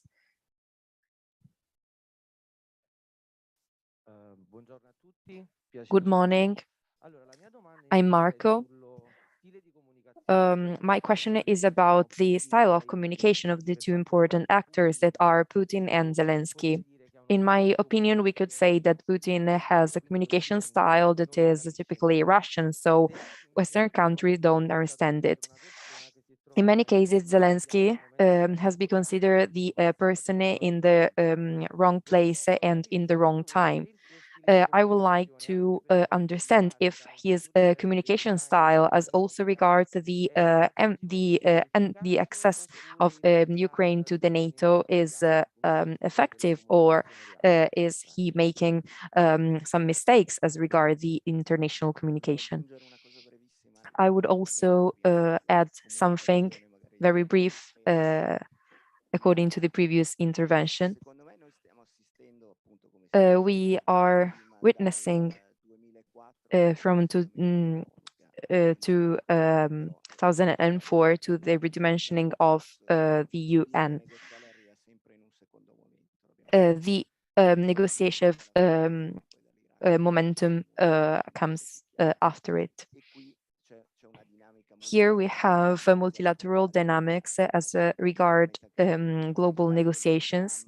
In the case of Vietnam, and a negotiation between 1972 and 75, we have a de-escalation in order to put together all the players, and in order to involve also international actors and not just local actors. Taiwan is a wrong parallel, but there are other studies that highlight that in the 70 years there was a dollar crisis that led to a conflict between rich countries and developing countries, the born of G7. Today we are witnessing a new dynamic in which the distribution of wealth is very different. And there is also an economic competition as regard logistics, commercialization, and also the One Belt, One Road. And in this case, the most important partner of China is the United States. So we are in a different phase. So China is probably the most multilateral player at stake that is facing many realities. So I think that a military stance is not at stake. So I will leave the topic of the communication to experts. I think that Zelensky is the result of a new communication form that developed during the 7-8 years. I mentioned before the case of Morales that developed in a similar context. And his speech is related to Ukrainian and also Western people.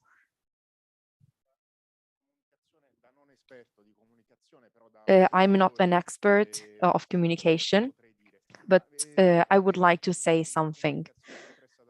Communication expressed by Putin is incomprehensible for Western people. He uses political categories that are not understandable. And he talks about spiritual community and uses reference categories from the geopolitical and historical point of view that are completely different from ours. Zelensky, as we mentioned before, used a more effective communication. There was also more fertile ground depending on strategic situations and the belonging to the NATO. Probably a setback in his communication was a speech that was held in Israel that represented an obstacle in the communicative style.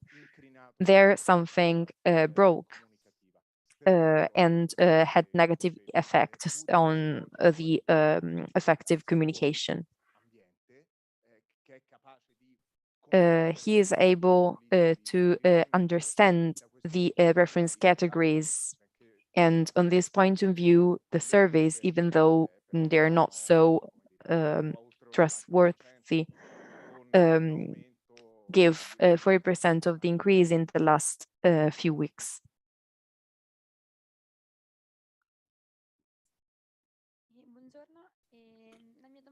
Good morning. My question is more about the role of Russia, if it could be defined as an empire. Because if we think about the United States, we are sure about the answer, also considering the global role. However, we can define Russia as an historical and traditional empire. Thank you.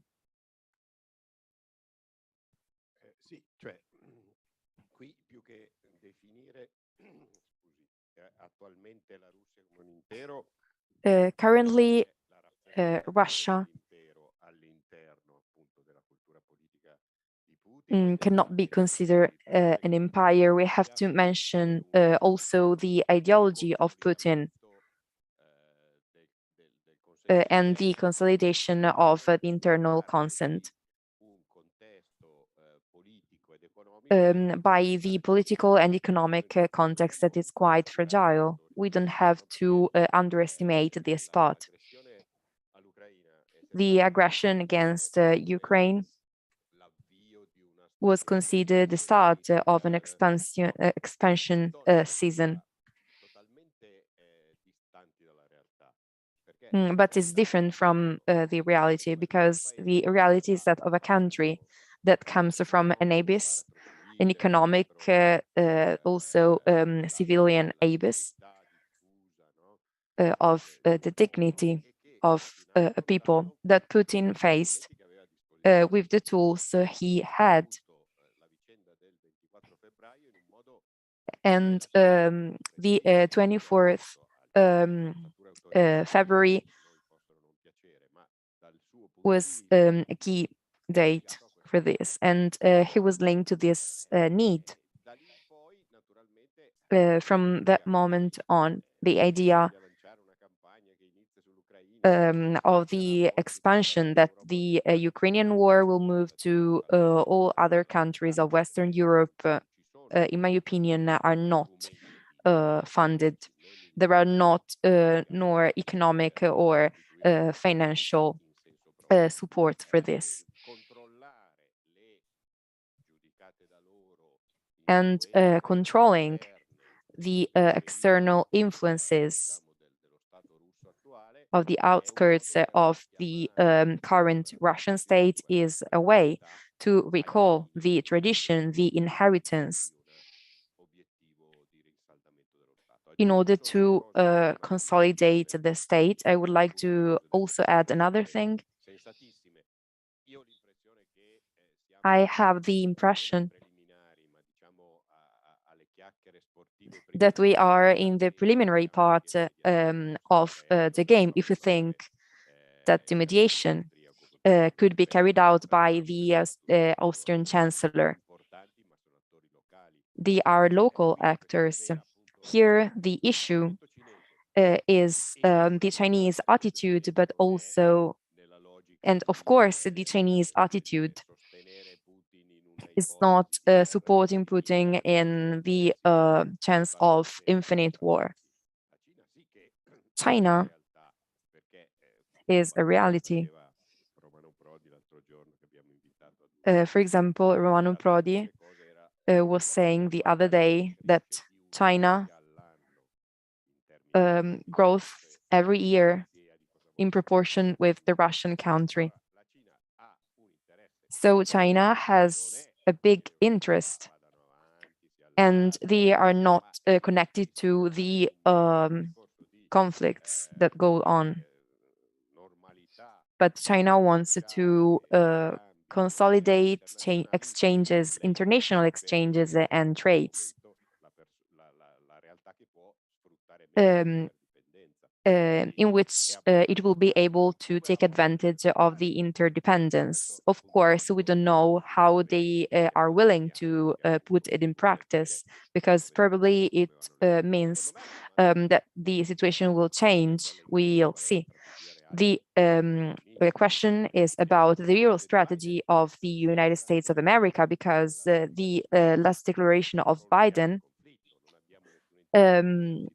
seem to express the willingness to continue the conflict, because he doesn't seem to want negotiation.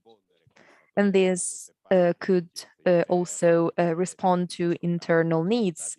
For example, the decision to consolidate a sense of administration that was not so bold. And it can also respond to a strategic logic in order to weaken Russia in this conflict.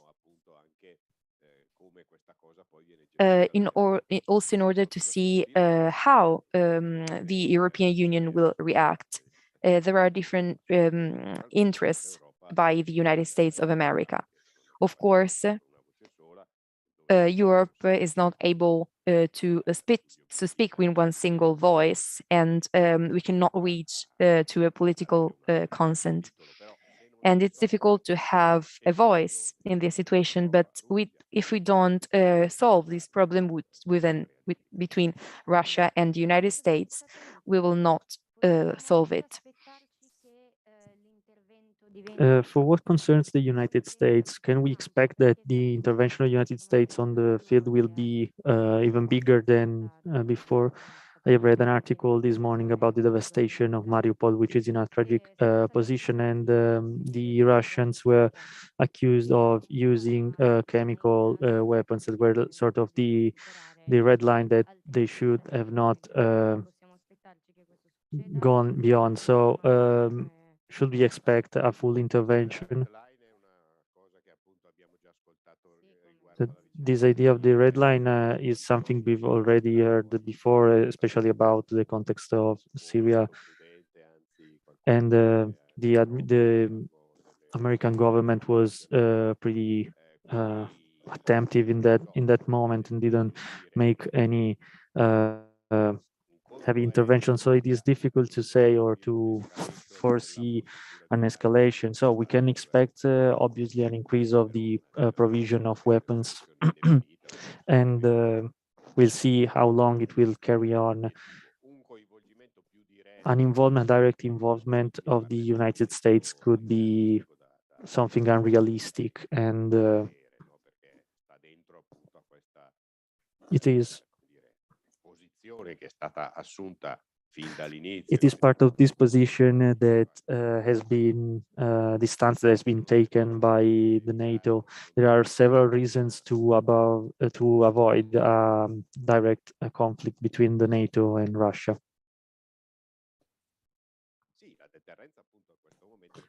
Deterrence has been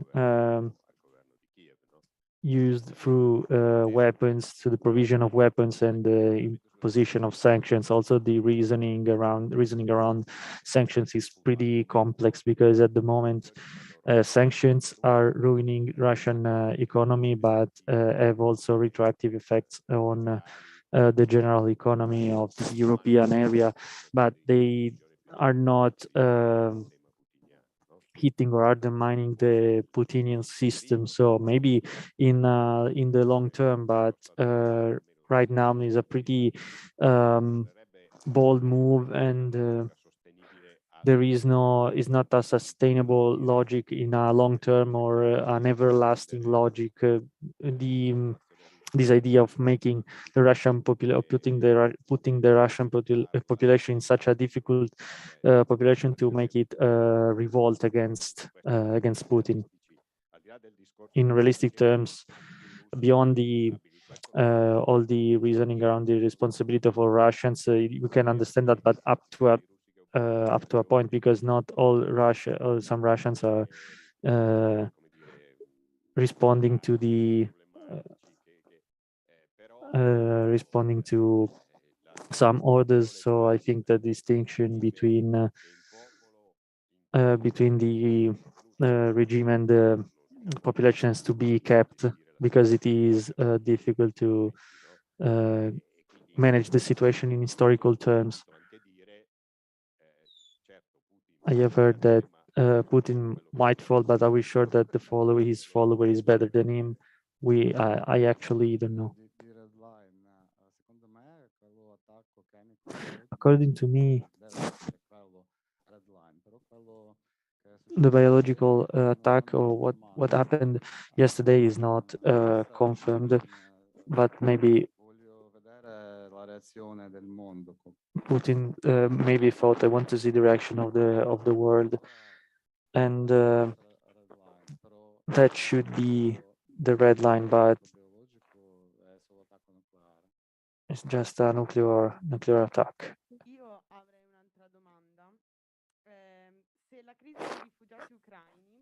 If the refugee crisis will be able to change the European perspective on migrants coming from Africa. So the idea of that the war might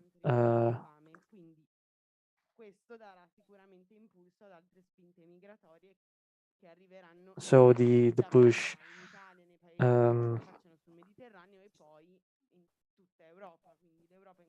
and if Europe will intervene and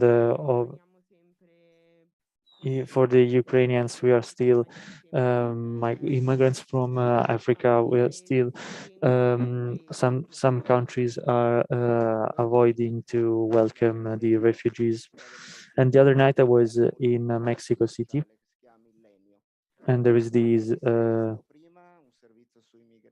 There was I saw this TV report about the Mexicans at the border with the United States, but without any trouble, the journalist then moved to another report, which was immediately following, in which there was the Mexican police that was breaking a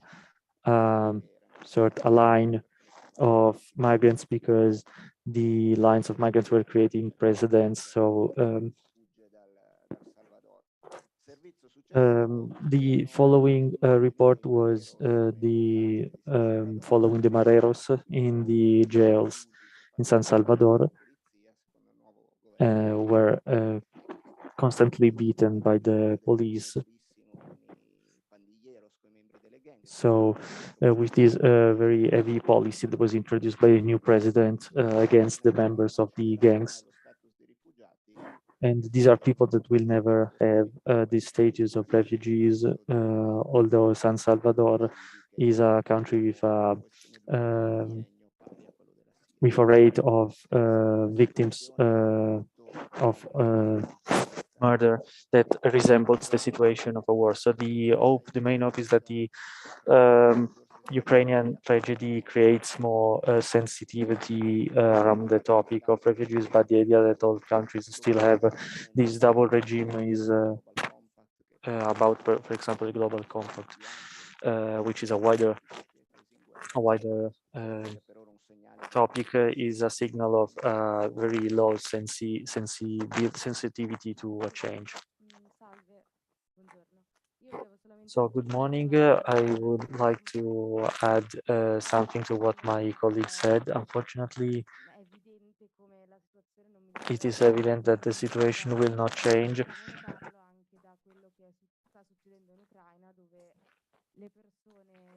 And we are seeing that in Ukraine because Black people are not accepted. We have heard news and that on this field there is still a lot of racism. So mine was not a question, was just a consideration which is linked to what my colleague was saying about this topic. Thank you.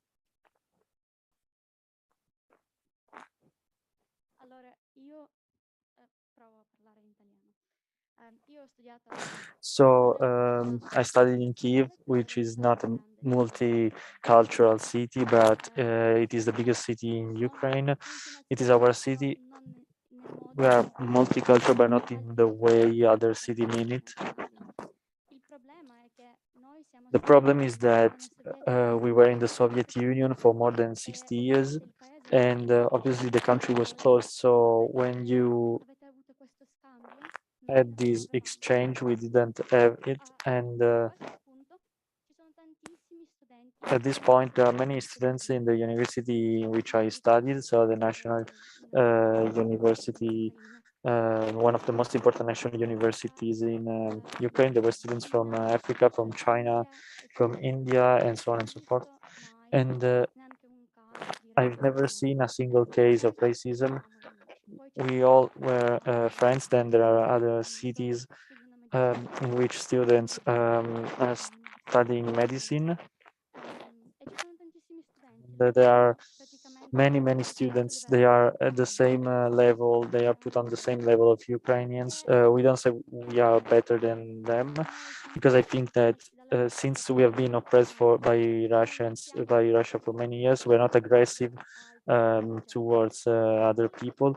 And this situation, what happened with people in the station, in the railway station, happened. It is true that it has happened, and obviously that we have to understand that there are small cities. If 10,000 or even 5,000, you've never seen people with black skin. They think they have to save since they have to save their life, they might become aggressive, but I cannot say that there is a high level of racism in my country, because me and my friends and me have never seen racism, but it is surely something we have to improve.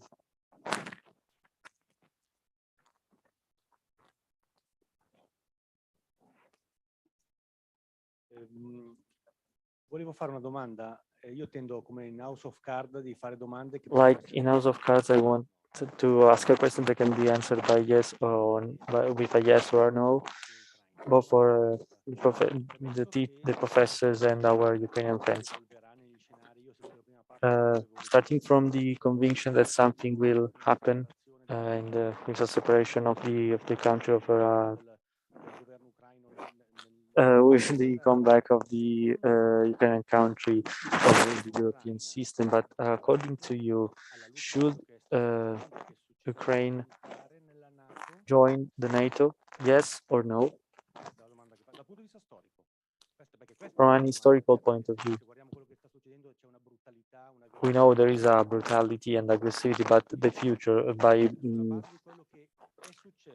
on the basis of what has happened, is happening, will happen. When we had the power, is it right, strategically and politically, historically, to allow Ukraine to join NATO or potentially Europe? Yes or no? And thank you for the translation in English. The international students were very happy.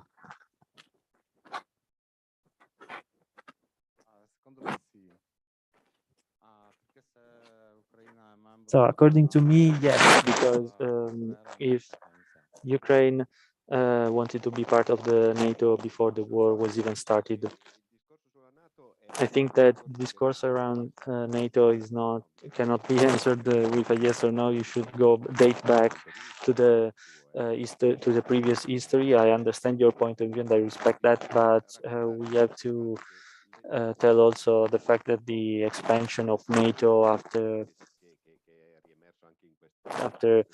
the topic, the discourse around the fact that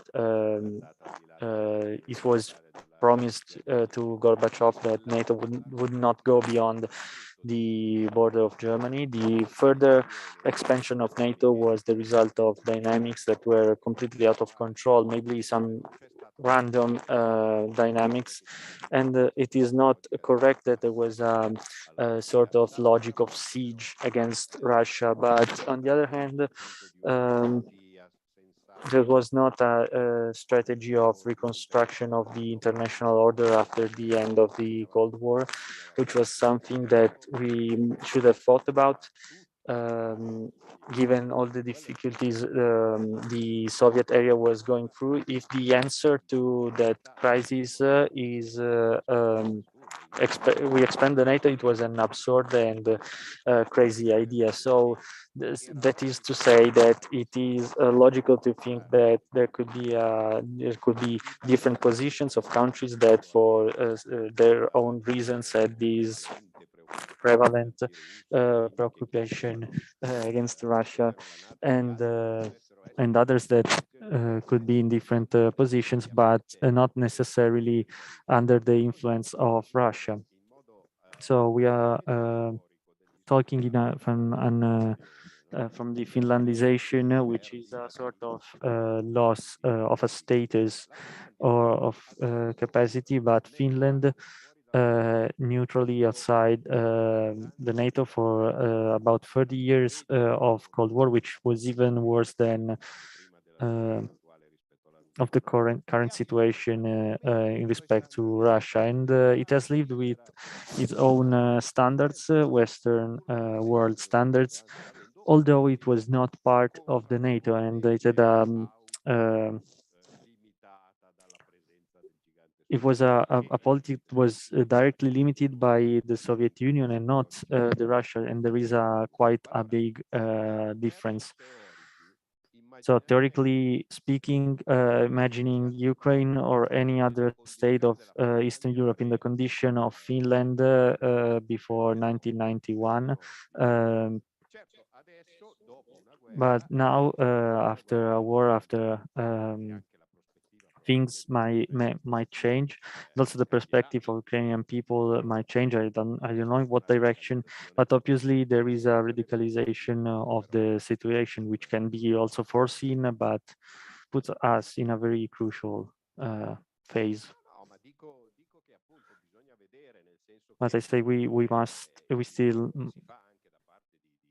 must see what will happen, and also many observers say that the topic of the declaration of neutrality could be one of the key aspects of a mediation to stop the war. So it is we should also evaluate if it is right to also consider this variable by the Ukrainian government.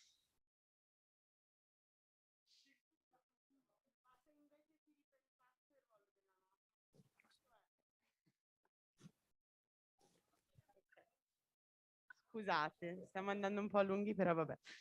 Cioè, se invece si ripensasse a un ruolo della NATO... And what if we rethought the role of NATO? It's pretty utopistic, but to dismantle the NATO and to avoid military allegiances that could lead to further conflicts in the future.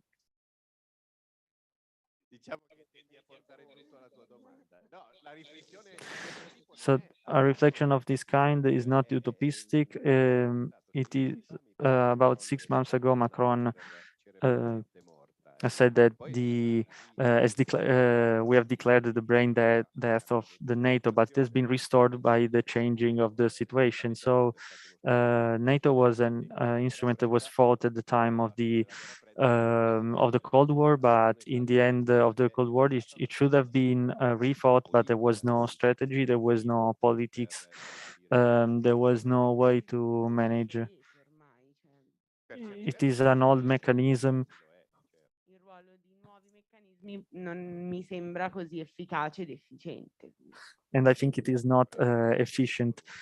So we should have thought about different mechanisms and